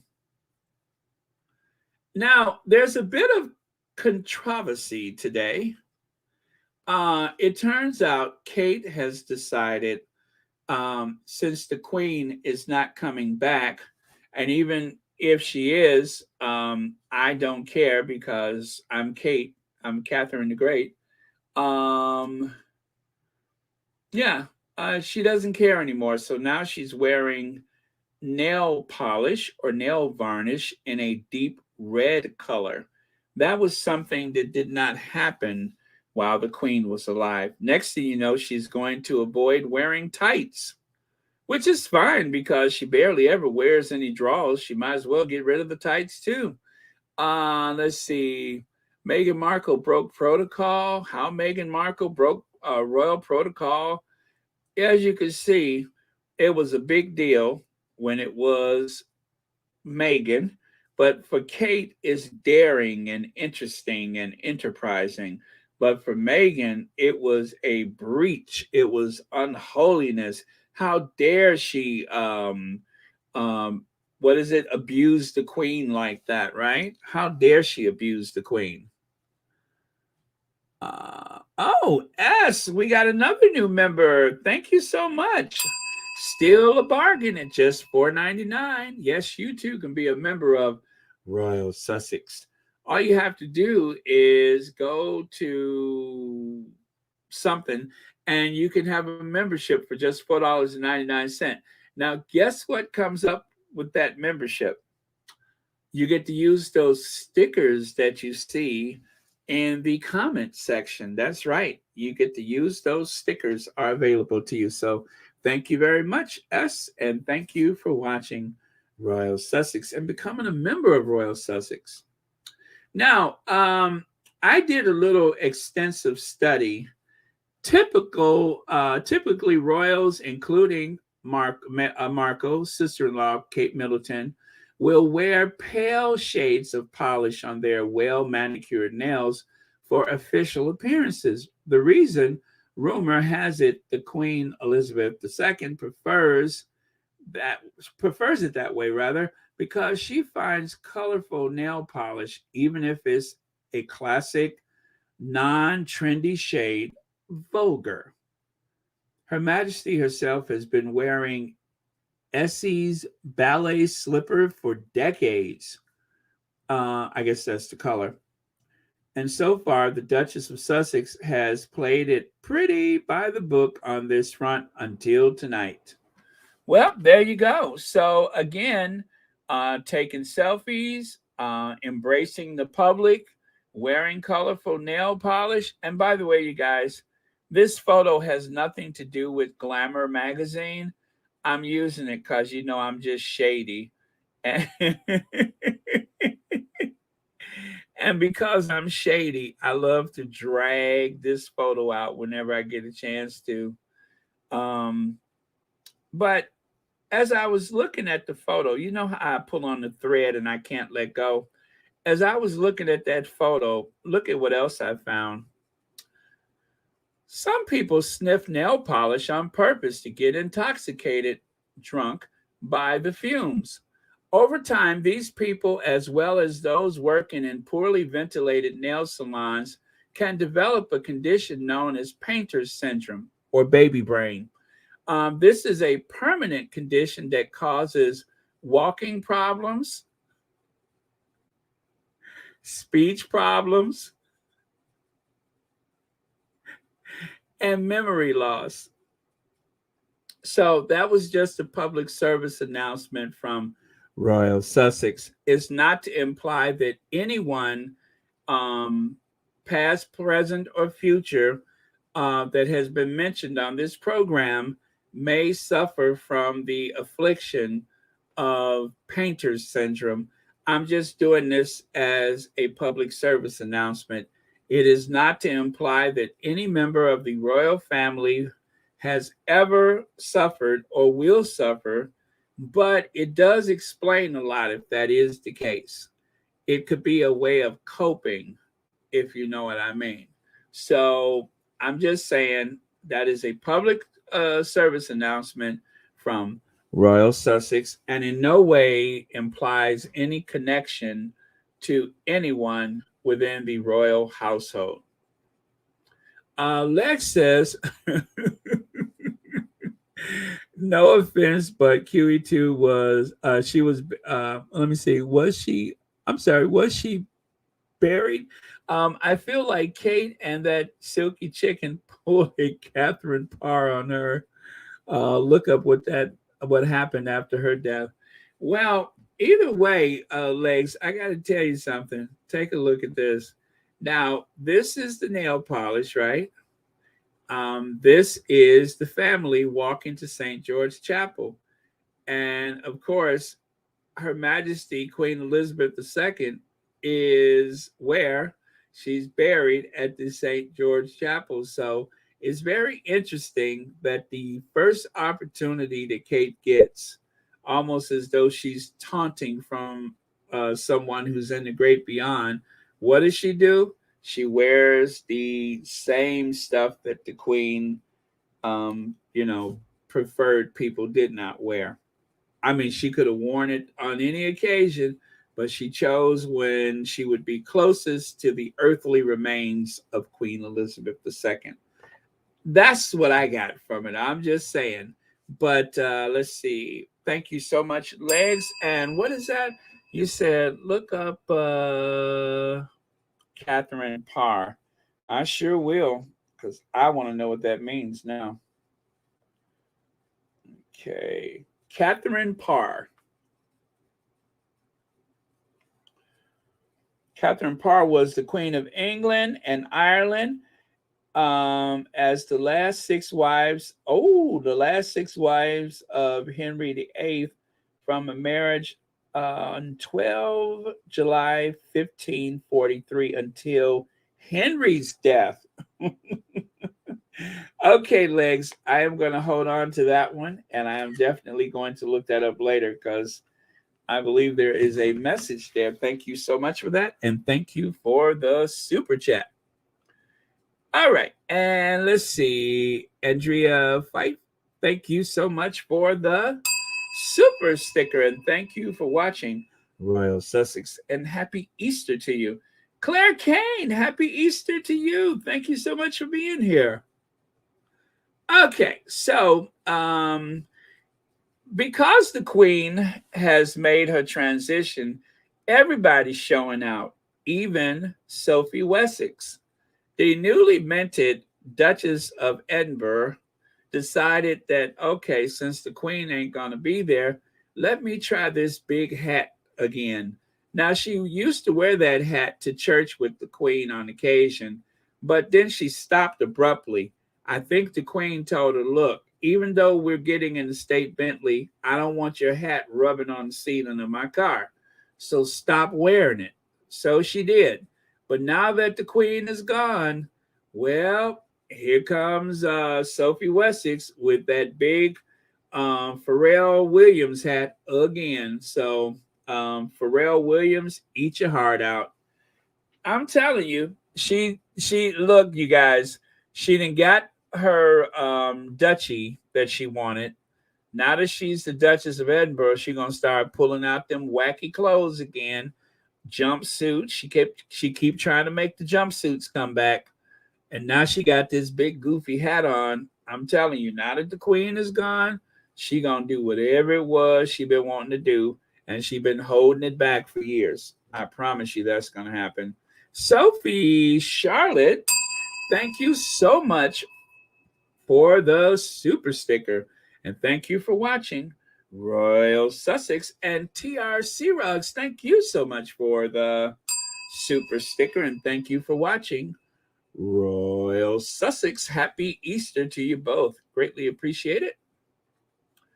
And of course, you guys, now this is, I'm not even trying to be funny this time, but look. And this is every time, not sometimes, every time. And before, I was thinking to myself, well, he's kind of young and maybe a little shy.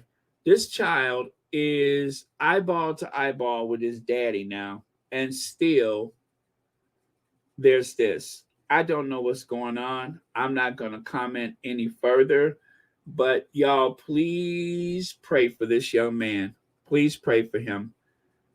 His mama's walking around in the Pharrell Williams hat. His daddy looked like Pennywise, and there's a lot going on. So y'all pray for this young man. I don't know. I don't know. I'm not going to speculate one way or the other. I'm just saying it is odd. The clenched hands, the head bowed. I don't know. Um, I don't know, Church Nelly. I don't know. But it seems that this this family, this family and the pressures put upon them, and they ignore it and dismiss it for other people in the family, actually for everyone in the family, really. But this is every time. But I don't know. I don't know. But it makes me sad. It really makes me sad. I mean, I know I'm always saying things about the parents, but yeah, right, Lydia. Yeah, I saw that, and I'm just like, he's getting some size on him, and and still. So anyway, pray for him because he's got a lot to sort out with that family of his. And then, of course, look who's back. Look who's back. The train wreck interview himself, Andrew. Andrew is back. Yes, that sick old man is back. Andrew, you're a sick old man. I'm surprised that kid wasn't waiting in the bushes somewhere. You think I forgot? Andrew, you're a sick old man. If I was his neighbor, I would actually have like a little outdoor PA system. And every time he drove past, I say, Andrew, you're a sick old man. I wouldn't give him a day's rest. And why? Because the Sussex squad always has receipts. Always. But yeah, the sick old man is back in the fold. Guys, that's his brother. It is Easter. But if you are going to be so brutal to the Sussexes, if every time the Sussexes are out and about, if every time they think that they are finally done with that family, another brief is in the newspaper, everybody starts to sharpen their elbows anytime the Sussexes look like they are enjoying their success, then I think that it would just stand to reason if you're not going to have um, what's her name as part of the group, that of course being Sarah Ferguson, then why trot him out with all of his baggage? Why trot him out? I'm just sick of it. Do you hear me? Sick! I'm sick of it. Now, this is a reimagined trip to Sunday service, a reimagined trip, or is it a prelude to the future? Is this a reminder of what's yet to come? I don't know. Um, it is hard to say. You know what? I can't believe I'm going to say this, but I actually like the outfit Kate got on. You guys, mark it down. It is Easter 2023. I actually like that outfit. That's interesting. This is the first time that I've ever looked at Kate and I said to myself, I'm saying it to you, I like that outfit. It's too bad that we may never see it again.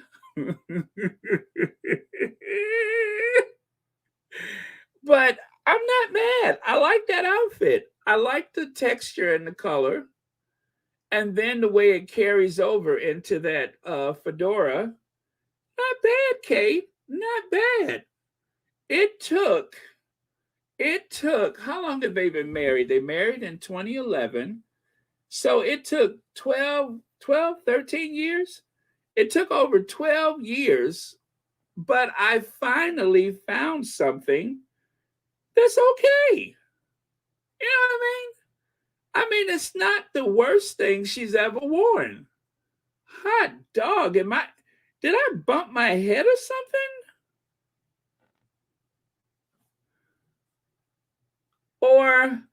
Or is it something more sinister?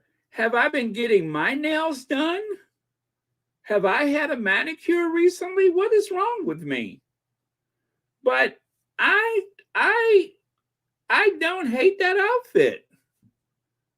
I like the texture. I like the layers and now I can't see the whole coat, so she probably messed up somewhere. God only knows what she got on her feet. But probably them old nasty leather. You know, she got these leather boots that she's been wearing since high school. Probably them old nasty leather boots that she's been wearing everywhere. She's been wearing them boots since the Dodgers left Brooklyn. God only knows. But yeah, she probably wearing them nasty, filthy, stinking, sour boots that she wear. You know, the ones that got that little piece of leather hanging off the side. But that's about the only thing that could ruin that outfit. Right, JL? You like it? What? I didn't see what Rose? Oh my goodness! Oh my goodness! That is Rose. I didn't even notice her back there. I was looking at that oddly interesting outfit that Kate is wearing. I didn't even notice that Rose was back there. My goodness. I declare, as I live and breathe, I did not notice. That's interesting. What is she? Oh, never mind. But yeah, that's so odd. I didn't notice her back there. And the reason why I didn't notice is because for once in a life, she actually has a somewhat uh, nice outfit on. I'm telling you guys, I must have gotten a manicure and don't remember because you know I I'm shocked. I actually like that outfit. I just like the blue tones that are emerging from the speckled colors of that coat, abstract colors, is very interesting.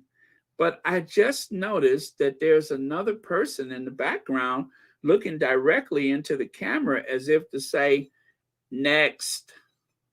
My goodness, I'm so surprised. How did I miss that? No comment, Black Queen. No comment. I'm going to feign surprise. Let's see. Leg says, are her and Rose complimenting each other's mirrors, huh? Well, next, next. Well, there you have it.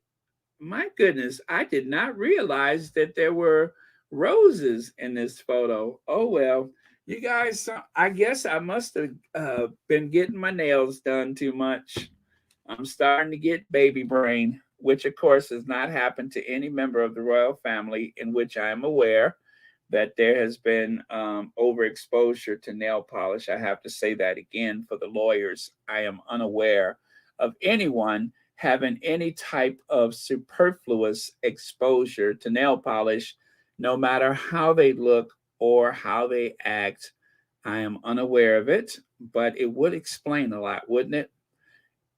So whether it is cocktails or nail polish, it explains a lot. Oh man, bring on the shade. There ought to be shade. Well, maybe it's here. Uh, Several cats and dogs have just fled the room or run under the bed as I squeeze out those tender notes on Royal Sussex. Happens all the time. It is what we call an occupational hazard. Let's see here. Really? Well, thank you, Shelley L. I didn't notice that tall, statuesque, recovering fashion model in the background. I didn't even notice her with those large, oval shaped, large almond shaped green eyes and flowing black hair that doesn't even require extensions. I didn't even notice her back there, but thank you for telling me. Um,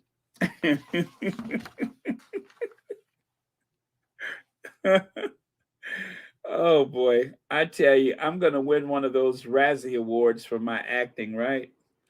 Let's see. So, you guys, on a more serious note, Brooke Newman disappointed to see the Telegraph repeat Daily Mail claims rather than note, I've been researching these links for years and I'm writing a book. Dr. Newman, a U.S. historian, has defended the Duchess of Sussex and criticized the monarchy in the past.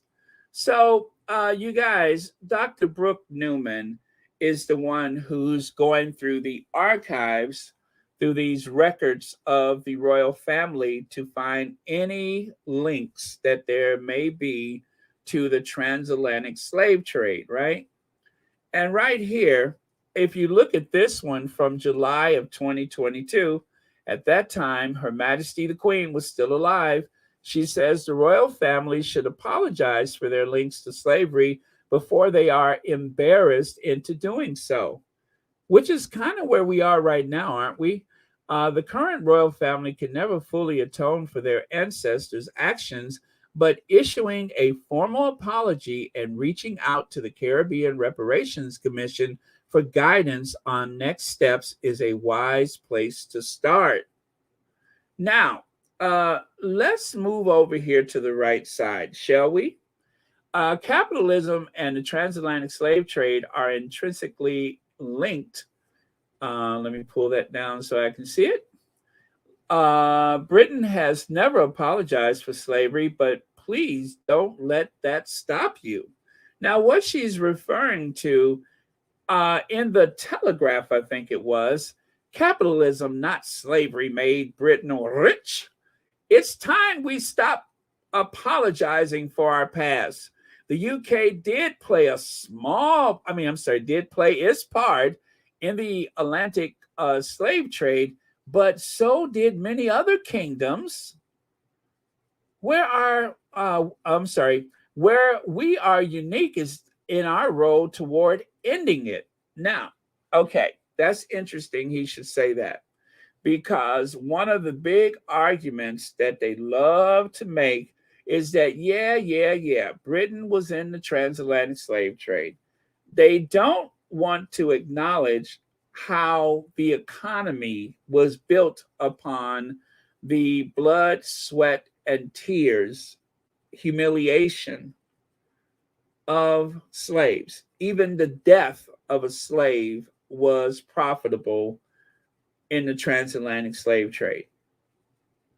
They insured their cargo, their human cargo, and they could actually be paid handsomely for having lost even an entire voyage of slaves. So, Brooke Newman, is she a doctor? Yeah, Dr. Newman. Brooke Newman has been saying the same thing for years, and she continues sending that message. And so now you have people in Britain that are trying to gaslight the public into believing that any connections were very small. And after all, we were the first country to make slavery illegal, right? We ended slavery. That was part of that British excellence, right? We ended slavery. Uh, don't believe non experts claiming capitalism is unrelated to slavery. The historical evidence is plain. Critics want to convince us that Britain became rich through exploitation rather than through private property, etc. Historians are not critics. And then it goes on to say, I don't know why I put that up so high. I repeat what I said before. Can we please listen to the work with descendant communities instead of rehashing bogus claims that the historical record is unworthy of analysis and we all need to move on? Um, they're certainly trying to do whatever they can to distract, but I think what they are really terrified is the fact that I already have all the evidence in hand. Do you hear what she's saying? She's already got she's already got the evidence to make the connection. So for someone like this Daniel Hannon, it's too little too late. She's already made the connection, but they want to gaslight the public, most likely because the connection has been made. Now, as for Britain being the first to end slavery, it says right here, slavery, which Britain was the first to abolish, created peanut economy. Britain's wealth was created by invention and scientific discovery, literally the most important country that has ever existed. Do you hear the caucasity in his voice? Do y'all hear the caucasity in his voice? Slavery, which Britain was the first to abolish, created peanuts economy. In other words, he's trying to downplay the contribution that slavery made to the British economy. He wants to downplay that. Britain's wealth was created by invention and scientific discovery. Gaslight, gaslight. Literally the most important country that has ever existed. Pompous gaslight, gaslight. Well, if you look over there on the right side, perspective, Haiti was the first nation to permanently ban slavery. I repeat, Haiti, the nation of Haiti, the revolutionary government of Haiti, the first time that enslaved people was able to revolt against their masters and make the country in their own image, to the likes of which they were punished severely for how long? 100 and how many years? The horrible thing about Haiti is that they had to pay reparations to their former slave masters in order to be guaranteed independence. Haiti has consistently been the poorest nation in the Western Hemisphere because they had to pay back the equivalent of, I would say, the value of Apple computers. They had to pay that to France in order to ensure that not only would France never try to attack them or subjugate them again, but that also any other nation would not attack them. So that is the story about Haiti that a lot of people forget. People think Haiti is just poor because, well, they're poor because it's black people there. No, that's not the case. They're poor because even though the country was cut adrift from the rest of the world, um, diplomatically speaking, because of their relation to France, they also had to pay that money back. So you overthrow your masters and you prove yourself worthy of having had a revolution. But unlike the United States, they were not lauded and celebrated as conquering heroes. They were treated as pariahs. Now that's a real shame. And France needs to pay reparations to Haiti.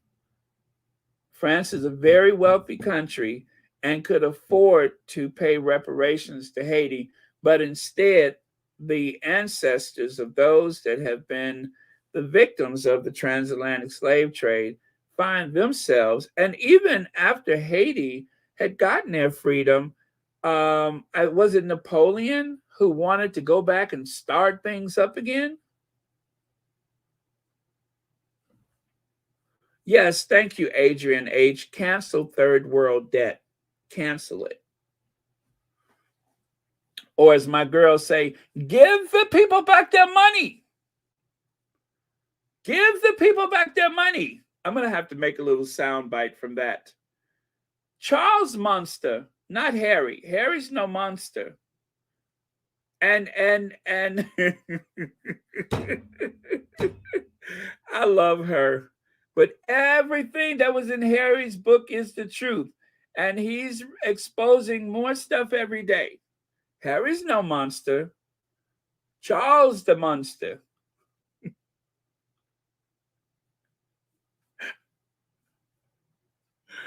Give the people back their money. I love her. I absolutely love her. I love Prince Harry, and Prince Harry should be king. He should be king. Prince Harry, not William. William and all of them in there, Camilla is the wicked witch of the devil himself, because she is part of why Princess Diana is not here. I do not like them. I am from the islands, and we don't need them in the Caribbean. Get lost. Demolish the monarchy. This is 2023, okay? And I will support Harry 100%. I do feel for him. Yes, I do. And everything in the book is the truth. And Charles is the monster, not Harry. Harry is no monster, not Meghan. He is bringing the story out right now. They are evil people. They are not nice.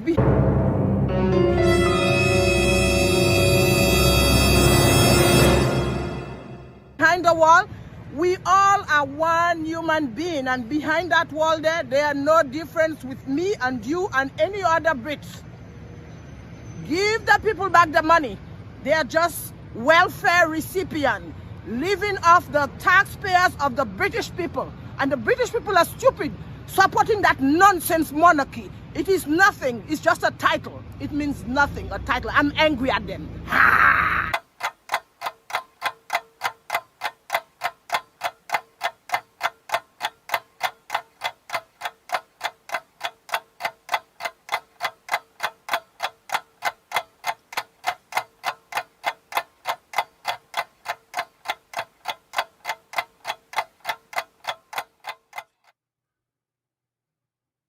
Yes, give the people back their money.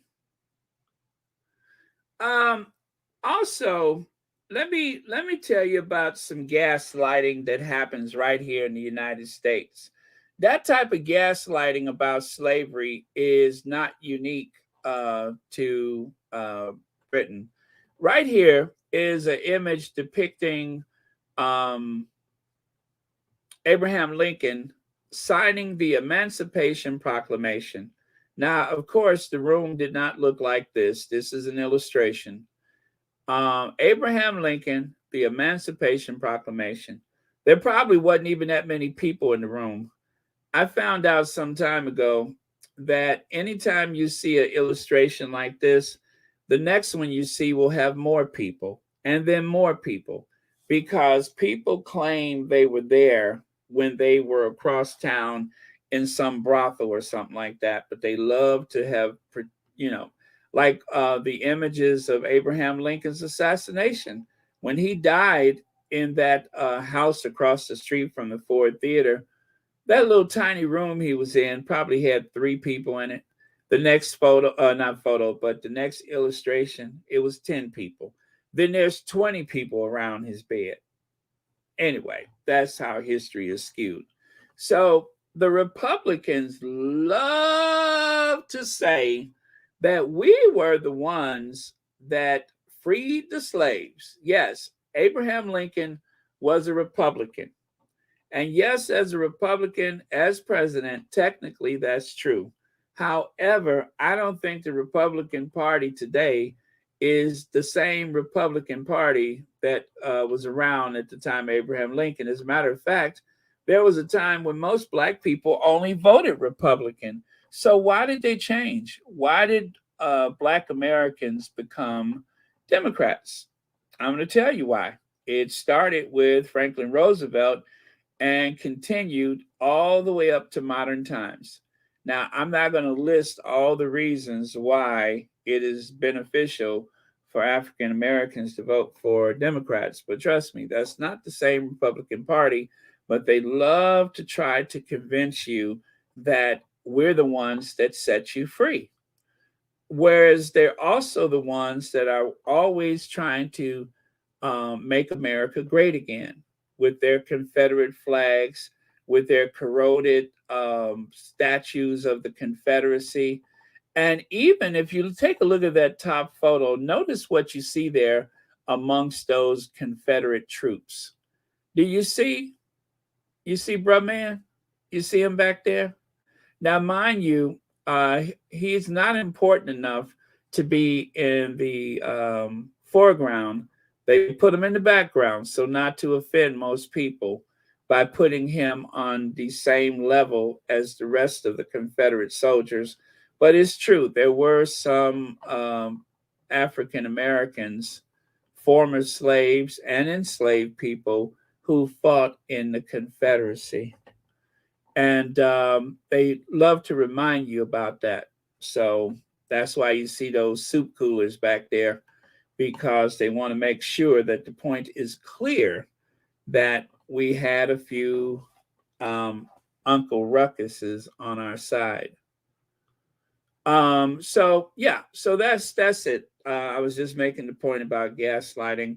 And then right here is the young lady who won the award for the image of Prince Harry that was photographed for Spare. There she is right there, celebrated for her contribution to the book.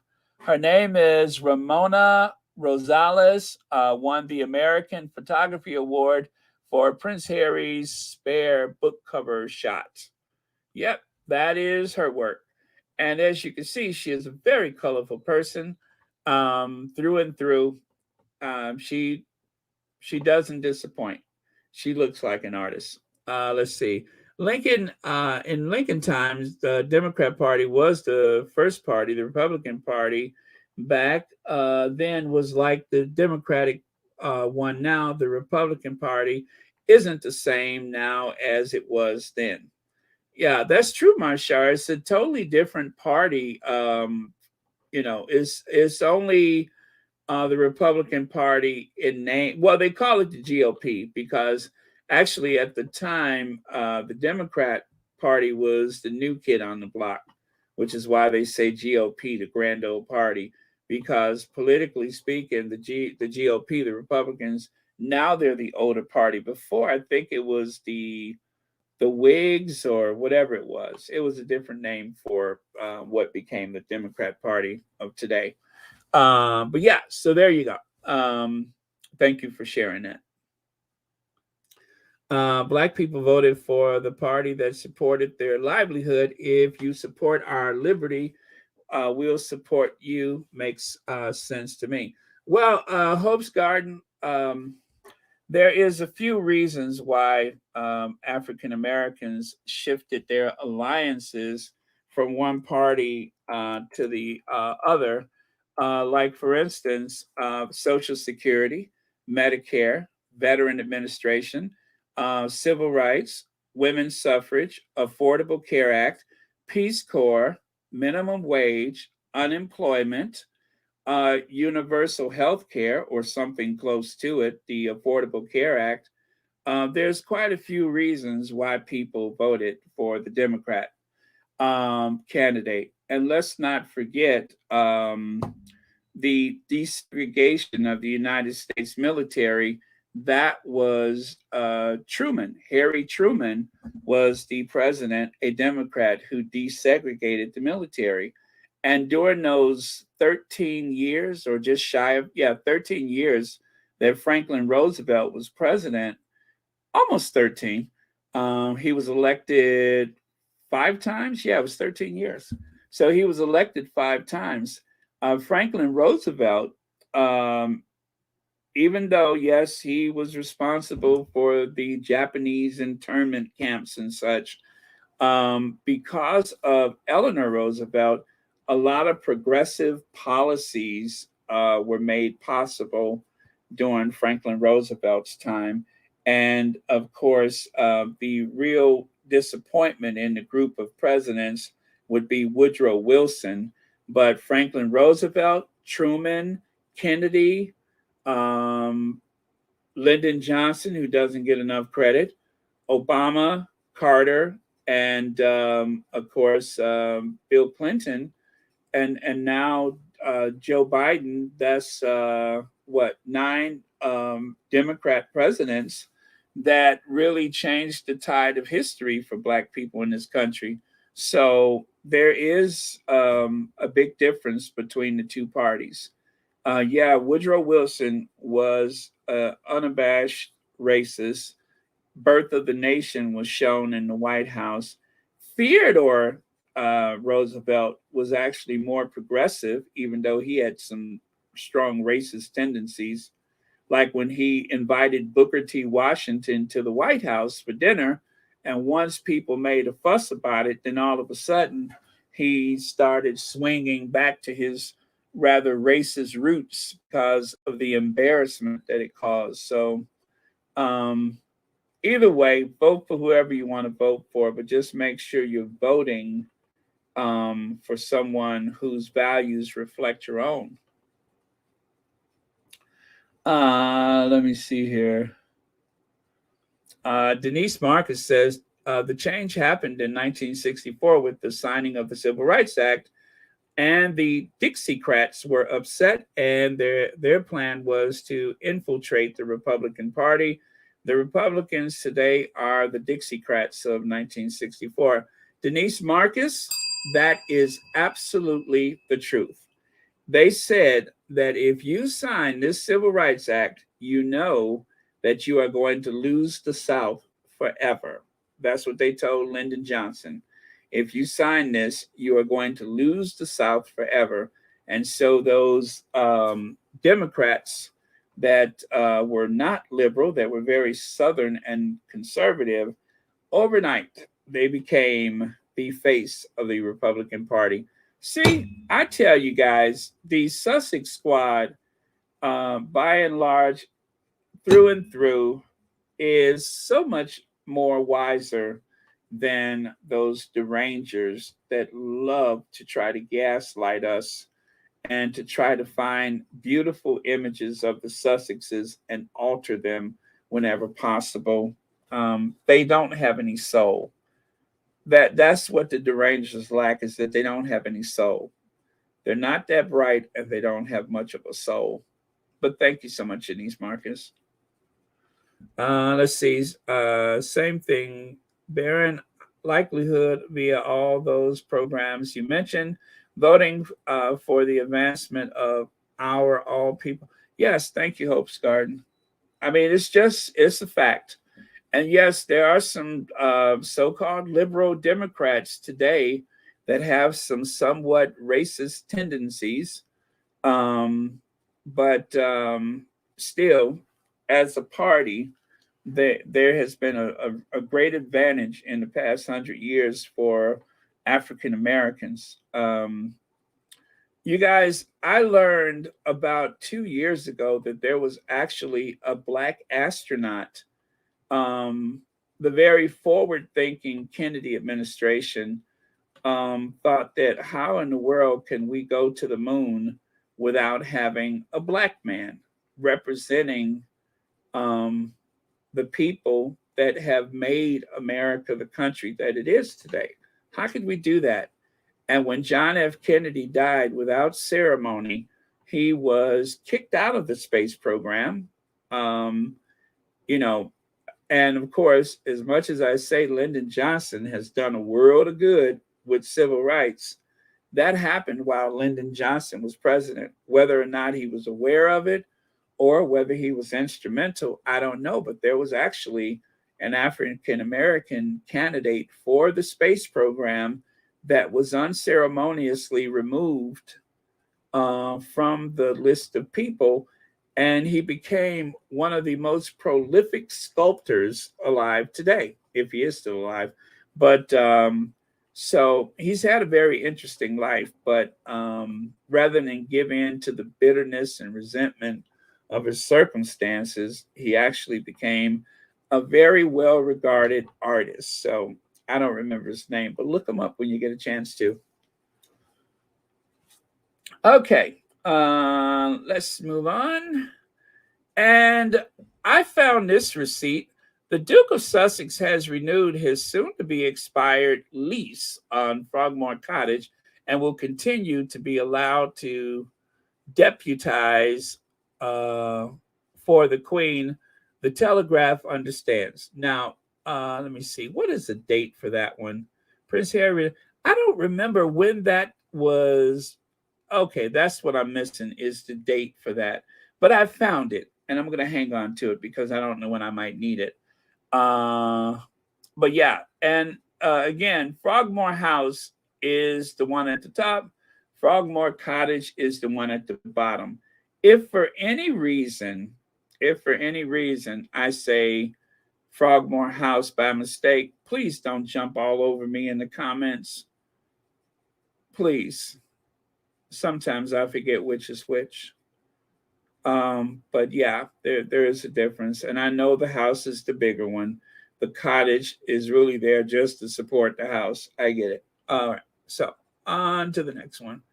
And this is the little meeting that they had when Kamala Harris went to Tennessee. She met with the 3 Democrat representatives in a little sit down. It looks like they're just like in an administrative office or something like that, which is really cool. But I love the way that Kamala Harris is leaning into the conversation. I love that. That just goes to show that there's a strong connection when they lean into the conversation like that. So God bless them all. And with that, you guys, guess what? We are done. 2 hours and 26 minutes. Not exactly what I was expecting, but 2 hours and 26 minutes later, we are done. Thank you all so much for watching Royal Sussex. Also, thank you for the very generous donations. Greatly appreciated. And as always, I hope you guys have left Royal Sussex better informed, somewhat entertained. And thank you all for trusting me to do this work. And again, as far as the Sussexes are concerned, we won't know anything until we hear from Harry and Meghan. And thank you all for being so respectful with your opinions. That is always greatly appreciated. Okay, right here. LDSW says the former test pilot astronaut candidate and sculptor is Edward Joseph Dwight Jr. It appears that he is still alive. He will be 89 years old in September. Now, you know what? Because he is still alive, that lets you know that he obviously loves the work that he's doing, because that will keep you alive. But thank you so much for that, LDSW. Again, his name is Edward Joseph Dwight Jr., or Ed Dwight Jr. Okay, but thank you so much. I really appreciate you sharing that. So if you guys want to look this guy up, or perhaps I think it was a 60-minute video I watched, it's definitely worth it. It will just fill you with pride and optimism, knowing that even though they tried to destroy him, he was able to find something else to do with his time. And now he is a very well regarded and well paid artist. Win win. So thank you. And Adrian H., thank you so much for the super. Oh, wait a minute. That is a new membership. Thank you so much for the new membership and happy Easter. I really appreciate it. All right. Thank you. Thank you. Oh, let me highlight that. Where's my manners? Let me highlight. There you go. Thank you very much. Remember, it's just $4.99. There is the use of those stickers. Oh, he's 90 years old. He was born in 1933. Thank you very much. Thank you. Now you saved me a whole lot of trouble. That way I didn't have to try to look it up myself and get all distracted. Thank you so much. All right, so there you go. Happy Easter, everyone. And remember to support these Sussex friendly channels. I watched Lady Sussex this morning on Meghan Markle, the real life Cinderella, and so informative. They spoke about the media. And you guys know I'm always drumming on about the media and how they try to distract us. Well, if you want to hear a very in-depth, adult, intelligent conversation about that, especially where the Sussexes are concerned, make sure you check it out. As I said in the comments one day, every week is so much better than the last. I mean, it's a channel that is growing and evolving and informing, and is done with such a the way they format their podcast is beautiful. It's a beautiful thing. I feel spiritually renewed and informed at the same time. So that's always something that I'm looking forward to. That's my new Sunday morning thing is the Lady Sussex, George, and oh gosh, I get to George and then I get lost. Who else is there? George and oh, I'm so embarrassed. And you guys just reminded me last time. Ooh, that's my hint for, I'm waiting for someone. George and Helen Willis? No. George and Charles. Thank you, Susie Q. Reba Henderson. Gosh, that was like pulling teeth. I'm just like, George and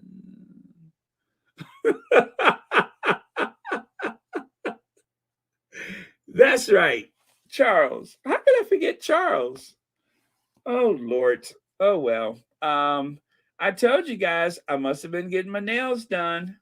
I have obviously spent too much time getting my nails done because I am starting to get baby brain.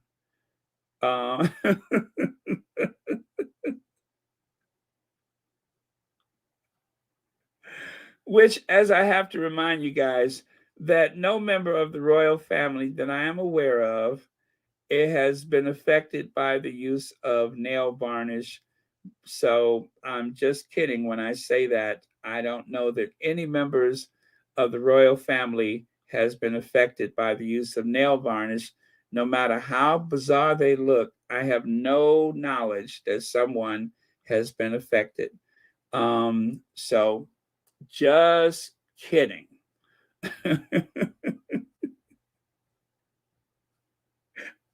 I have to make that clear for the lawyers, you understand.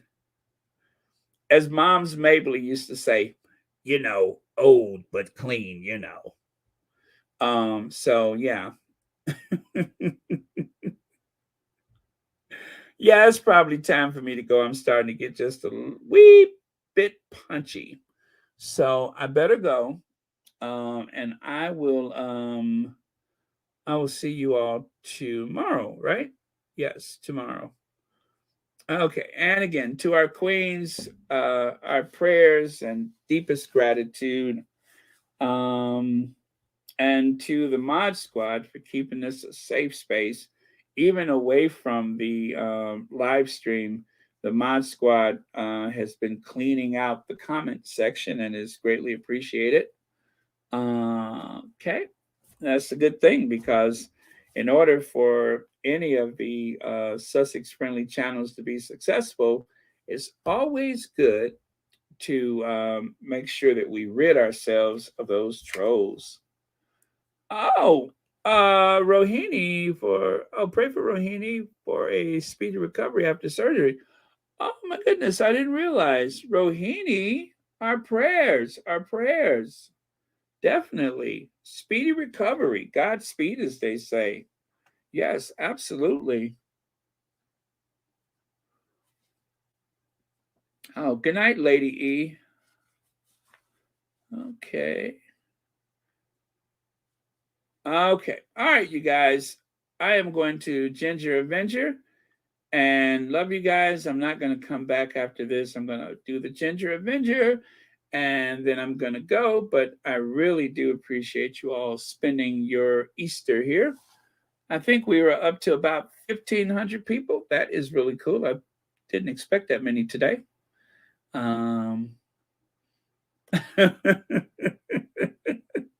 Black Queen, why is everything code for something spiked with something?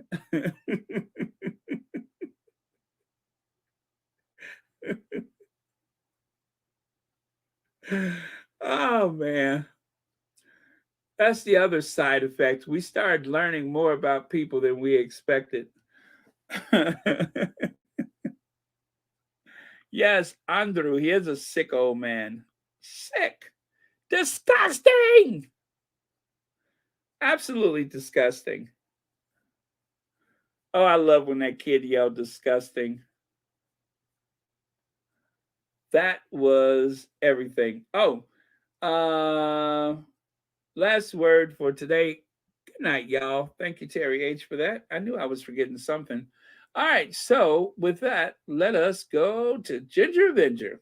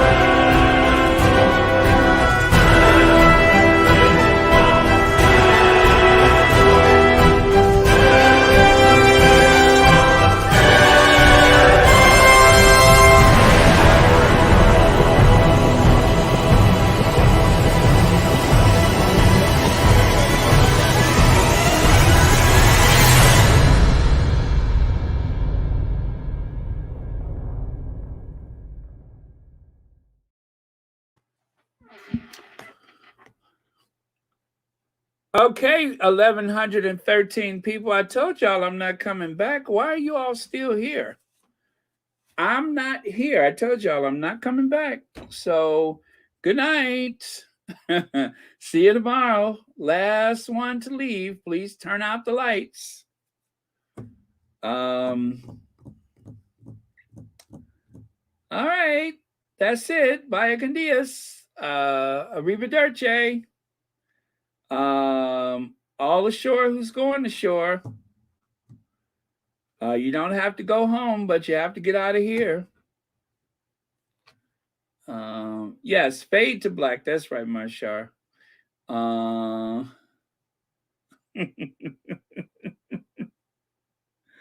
by the way, did you guys like that article? I may do a short video for that article and add some images to it. I rather like it. I got a couple of more that I'm going to work on. So let me see here. Christopher Fatherman says, I came light, so I will turn the light off. All right, thank you. I mean, I'll turn the light up. You know what I mean. But yes, thank you so much, sir. I'm really surprised though. I wasn't expecting that many people for Easter. I thought you guys would be on that phone app trying to find those Easter eggs. Let me see. Oh yeah, Kim Peach is right. But you know what, you guys, I told you sometimes when I'm hanging out, it's because I have stuff to do, and I'm one of those people. I'll get on the phone and talk to people, so I don't have to do what I'm supposed to do. And some of my friends and family have caught on. When I'm just like talking about nothing in particular, after a while they'll say, Baron, huh? Where are you supposed to be? What? Because you won't get off the phone. Oh, I do have an appointment in about 20 minutes. Oh man, you have no idea. Sometimes it's more than a notion for me to do stuff that I'm not really into. So I will drag things out. I am actually I had like a surge of creativity last night, and I actually wrote a little parody to Elton John's song. I may save it for when Harry goes back to court. We'll see. I hope I remember it when Harry goes back to court. So yeah. All right, you guys. Fell asleep. I'm sending a text to someone and then forgot. Very baby boomer of me. I fell asleep and then I forgot.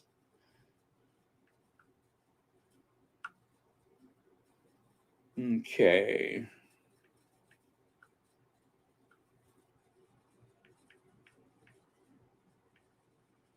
Okay, there we go. Sorted. Let's see. Not really. I don't have anything to do. Let me see. Drop the limerick beatbox.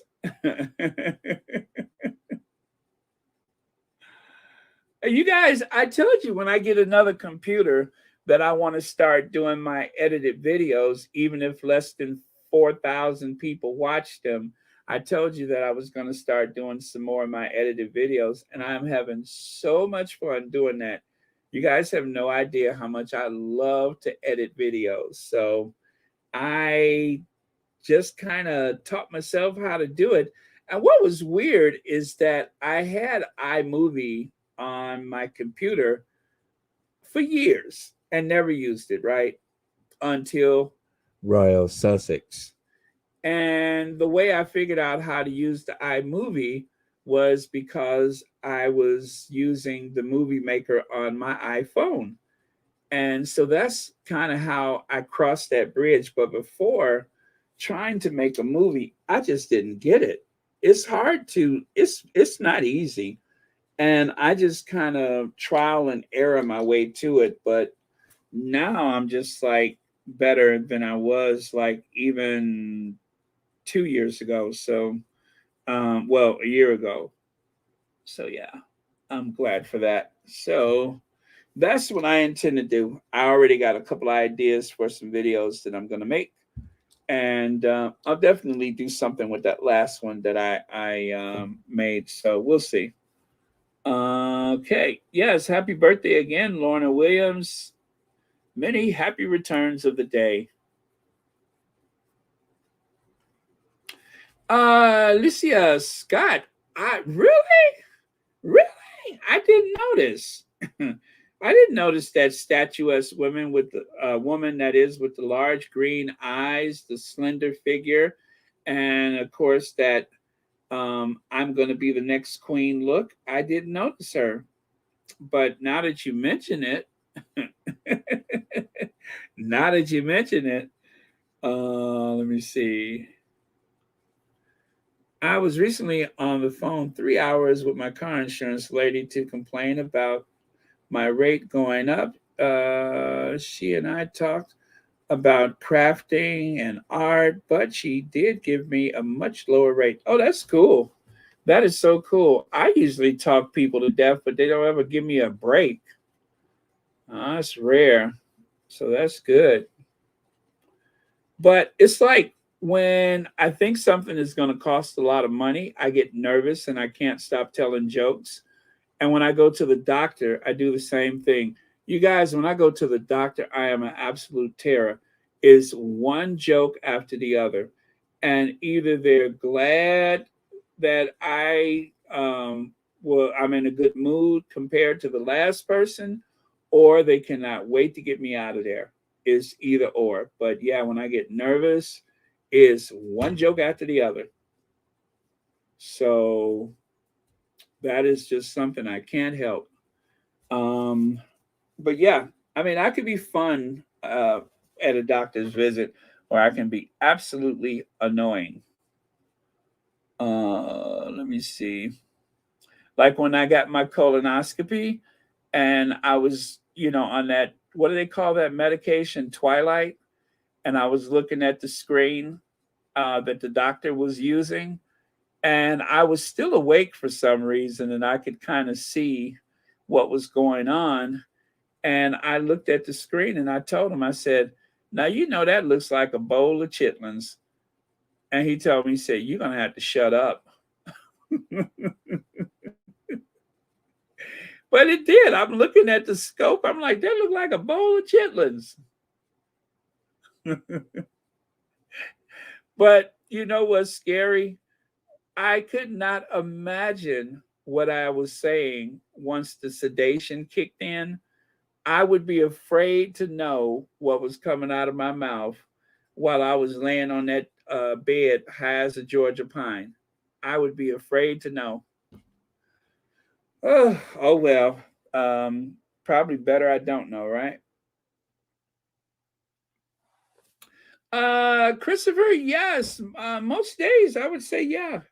Yeah. It's kind of hard to like get me like really, really angry. And when I am, sarcasm wins the day. I become very, very sarcastic. Um, for instance, with that article about walking with Harry and Meghan, as you could tell yesterday, I was in a particular mood, but it's kind of self soothing for me to um, dress someone down rather than, worse, um, but it's kind of like a relief for me to just be able to vent my frustrations like that. So I realized very quickly with Royal Sussex that when I am frustrated about things, that it usually turns into um, a very I wouldn't say a potty mouth, but some very select words about people. Um, but I don't hate anybody in the royal family. I don't hate any of the royal reporters, but I don't like the abusive nature of what they call work or what they call duty. Oh, really? It's 2 in the morning. Wow. Uh, Interesting. And it's already the 10th for you. Very cool. Thank you for sharing that. Oh, yeah, it is late, you guys. Let me get off this thing because I know some of you guys, it's bedtime for you. I couldn't imagine what time it is in Europe. Oh, yes, I could because I have it on my computer here. Let me see. Right now in Paris, it is 2:31 a.m. And in London, it is 1:31 a.m. In Tokyo, it is already tomorrow at what time is it? 9:30, 9:30, 31. And in Sydney, it is 10:31. Interesting. Yep. Oh wow, it is late. Okay, you guys, I'm gonna go, and I'm gonna sort out dinner at this late hour. I'm gonna sort out my dinner, and I told you guys I wasn't coming back, and why am I still here? um, Let me see. I once counted back to 89, and the doctor really got nervous. I have a high tolerance. Kim Peaches, please never tell me why, but I have a high tolerance. I want Camilla to be sedated for the coronation. Yes, Kim Peaches, there are some people who have a high tolerance. I don't want to know why. Please never tell me why your tolerance is high, but I will let my imagination run rampant.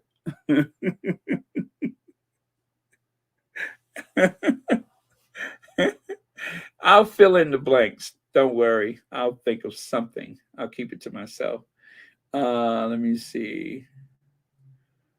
Bertha Stevens says, Baron, I said the same thing. If Harry and Meghan don't hate the royal family, who are we to hate them? As for the British media, I don't like the way they write about our Sussexes. Yeah, that's how I feel about it. I don't think we should ever be more angry than the people that are most affected. Although I have to say, what happened at that funeral was the most horrible thing that I've ever seen happen with that family, unless something that happened in a tunnel in Paris was the worst. I'm not saying that anybody had anything to do with that, but I'm saying that that may be the only thing that could have been worse than that funeral. But they are a pretty treacherous clan, and I at this point I would love to see the decline of that institution accelerated because of the way that they treat one another and the way they treat other people. So I don't know that I ever had that much sympathy for it. And what really grates on my nerves is when someone assumes that I'm a royalist. I'm an Anglophile for sure. I enjoy so much of the English culture. There's a lot of interesting things about it. When I went to the UK, it was though I had walked through the looking glass. It was so otherworldly. It was like I was in a movie, and I enjoyed that. But that's very different from being a royalist or a monarchist. I said at the time of the Trooping the Colors, and I've said this before many times because it's real and it did happen. I was talking to a group of people, and I said to one of the people, I said, you know, when the Queen goes, all of this is going to go too. And he was surprised that I said that. He's like, you think so? I said, yeah. I'm like, there's no way to justify this, because when you see the expense of the institution, when you see how much infrastructure surrounds that family, it is very difficult to justify that. And so, even if I love the royal family, even if I thought they were the best thing in the world, I could still say, as a logical thinking person, there's no justification for that institution. There's no justification for the expense. Even if you try to sell it as, well, those are people's jobs, then let them find something else to do. There's no justification for it. In a modern world, they're not needed. They're not necessary. The only real threat to democracy is people within the government, within the aristocratic circles, and whatever that means in the United States, a certain class of people, but people within those circles that are trying to undermine the government, that's the only threat to democracy. So the royal family does not ensure democracy in the UK. The royal family doesn't ensure that that the government will work on behalf of the people. If anything, they're used as a way to circumvent common sense when it comes to the people. So that is my feelings about the royal family. Do I like those period piece and docudramas and stuff like that? I love it. It's like a soap opera. But it belongs in the past. It should be a costume drama, not um, today. It should be yesterday, not today. It's fun. It's fun. But like I loved Downton Abbey, right? But Downton Abbey fell short of what the real life of a servant in one of those houses would be. On Downton Abbey, it was like some type of like some kind of book that comes from yeah. You ever hear like where they said, I think it was John Oliver that pointed it out, that said that in some of the books in school nowadays, they treat slavery like it was like a cookout, you know, and after this, the everybody would have a big barbecue, and it really painted slavery like it was some kind of like a satire or something, when they ignored the brutality of it. And I think Downton Abbey, as much as I love Downton Abbey, um, it fell short. When they had that situation with Anna, I'm not going to spoil it, but when they had a bad situation with Anna, where Anna found herself being treated like a woman in her position had been treated far too many times in the real life Downton Abbey, the real life, any of those homes, they got a bunch of letters. They got a bunch of emails. They had a bunch of people protesting how vicious that storyline was. But the storyline was based on the reality of a life in service. And a lot of people were upset about that. But if you wanted it to be as close as possible to reality, then you would have to include the storyline of Anna, because that really happened way too many times. And when that did happen, Anna would have lost her job. She wouldn't have had any sympathy. She wouldn't have had any help from the master or the mistress of the house.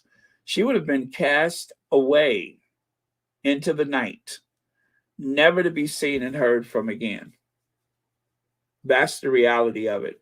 So, as a reasonably thinking person, knowing that that's the reality of it, and knowing about backstairs Billy working for the Queen Mother, I could never support an institution that maintains that kind of a thing. No, absolutely not. So yeah, I love Prince Archie and Prince Lily, and I want them to have all the accoutrements that come with their birthright. But the institution as a whole, the institution, I don't have any use for it. You could still have those titles and not have a royal family lording over the aristocracy.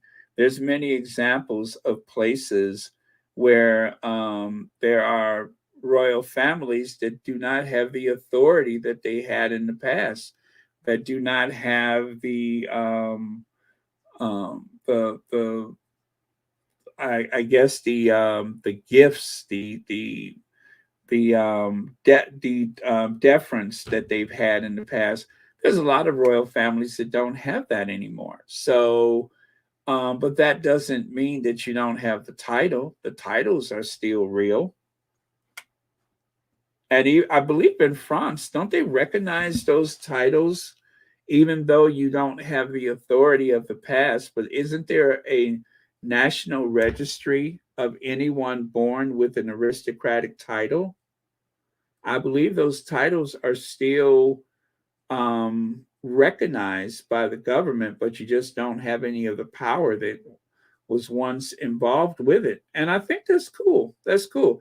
It's a nice institution to have as part of the living history of the country, but you don't have to pay 350 million pounds a year to maintain something like that, just under the guise of, oh, this brings tourists, or this is our safeguard for democracy. Right, right. Don't need it. Don't need it. So there's still the king of Greece. The old king died. His heir is his son, but the people of Greece will not have them in their constitution anymore, and that's fine. That's fine. That's the family you descend from. Is part of your history. Is part of world history. I'm cool with that. So, all right, you guys. Thank you so much. I am just blabbing on here. I appreciate you guys hanging out. But once I get off of this channel, that means I have stuff to do. So if you guys want me to do stuff that I'm supposed to do, I'm going to go and do it. What is this I'm looking at here? Eva, my deepest sympathy on the loss of your sister. May she rest in peace. Oh, Eva, I'm sorry. Let me scroll back here. Oh, my goodness. I'm so sorry to hear that. Oh, my goodness. Oh, my goodness. I'm so sorry to hear that. Thank you for sharing that with us, but I am so sad to hear that. Oh, wow. Yeah, and you know, it is something to oh man. It is something that is part of us being adults, isn't it? Or just getting older, or just being. And it doesn't make it any easier that that's part of life. I know. Very sad to hear that, but thank you so much for sharing that with us. As an older person, instantly, my mind goes here and goes there, but mostly my thoughts are always with someone who's had a loss. So believe me, there's a lot of us right now that are just like, spiritually, we are with you. We are with you, and we're holding you. We're uplifting you. We're supporting you. So anyway, thank you so much for sharing that with us. Hey. All right.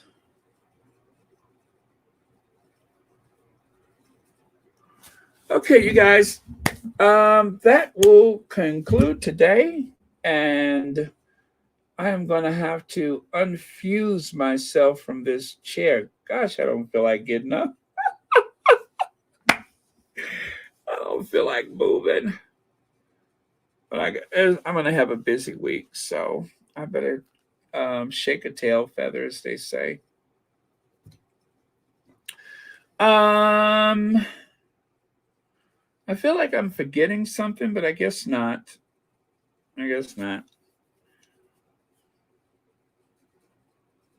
All right. Okay, Eva, we will pray. We will continue to pray. Absolutely. Yeah. And I feel blessed that people in the squad share these moments in life, with the rest of us. Yeah, I feel blessed about that, because it's part of what the Sussex squad community has come to represent. That's for sure. Um, it reminds me of if you guys remember the movie To Sir with Love, when one of the students in the class, his mother was sick, and his mother had passed away.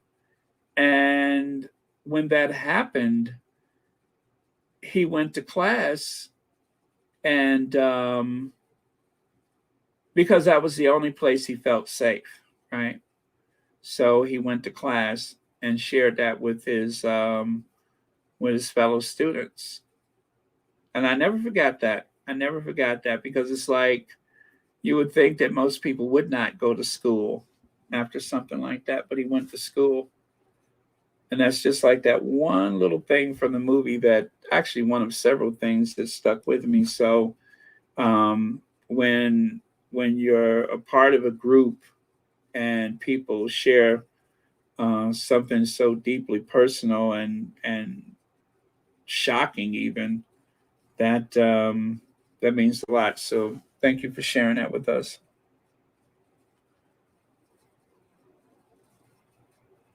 Uh no, there's going to be plenty time for that, Karuna. We will discuss that, but right now nothing is really moving. We know that Harry goes to court in June. From what I'm to understand, they made up a schedule for the court appearances, and this was like a collaboration between the both sets of lawyers or barristers or whatever, and they came up with a schedule that everybody was satisfied with. So that way, the witnesses would know when they were expected to give testimony. So instead of Harry showing up in May or sticking around after the coronation, well, whenever the coronation is over with, he can go home. And then because of the schedule, he knows to come back for June. I think it's June the 9th. So that is about the only thing that I know about the court case since Harry was in town. I hope that was helpful. But yeah, so there is a schedule for appearances, and Harry's appearance is scheduled for June.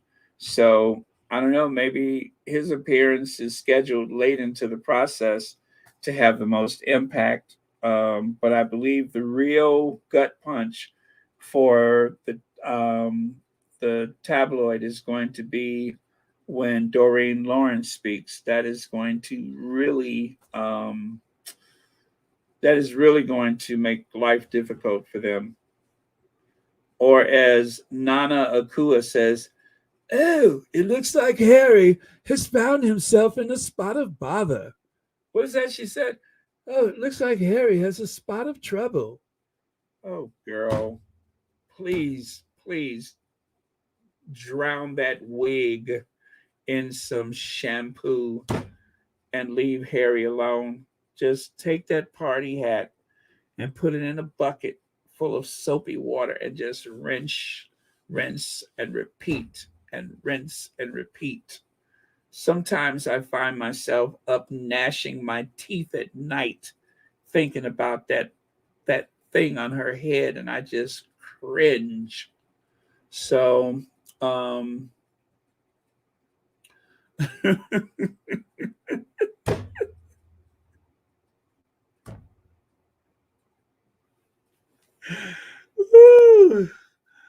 oh, I do. I find myself up at night gnashing my teeth, thinking about that tectonic plate sliding back and forth across her scalp every time her jaw moves. It just is more than I can take.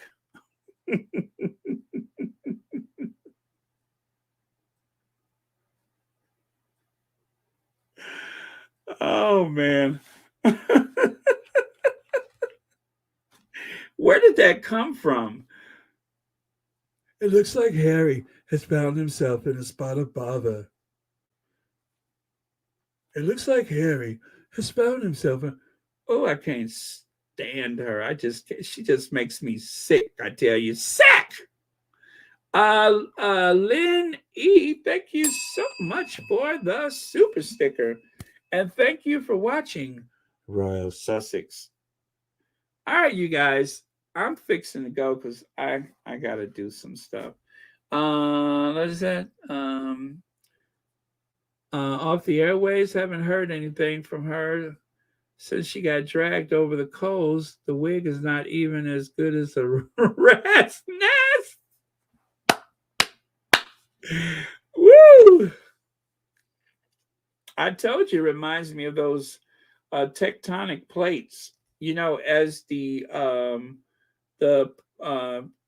Earth's crust moves and slides, one of the tectonic plates meet the other, and that's where mountains come from. But also, one goes up and the other one pushes down into the earth. And when that happens, that is where the earthquakes come. It moves at a very slow pace. You can't really see it with the human eye. And so it's kind of like those wigs that Nana wear, they're all over the place. And I would imagine that they produce heat when they're gliding back and forth across her scalp. But either way, I'm not going to get into her business like that. But I'm sure it must create a lot of heat and friction. Maybe that's why she's so cross with everybody, is because of the heat and friction that comes off of those tectonic plates, or wig cap, if you will, grinding against her scalp. You know what I mean? So just a theory that I have. But to me, it looks like she's a spot bother.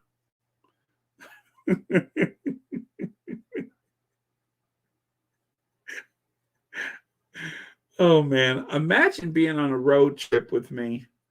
At what point do you try to get me out of the car at a rest stop so you can take off into the night and you never have to listen to me again?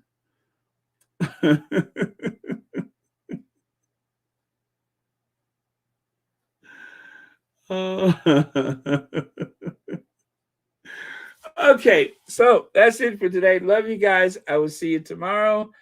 And with that, good night.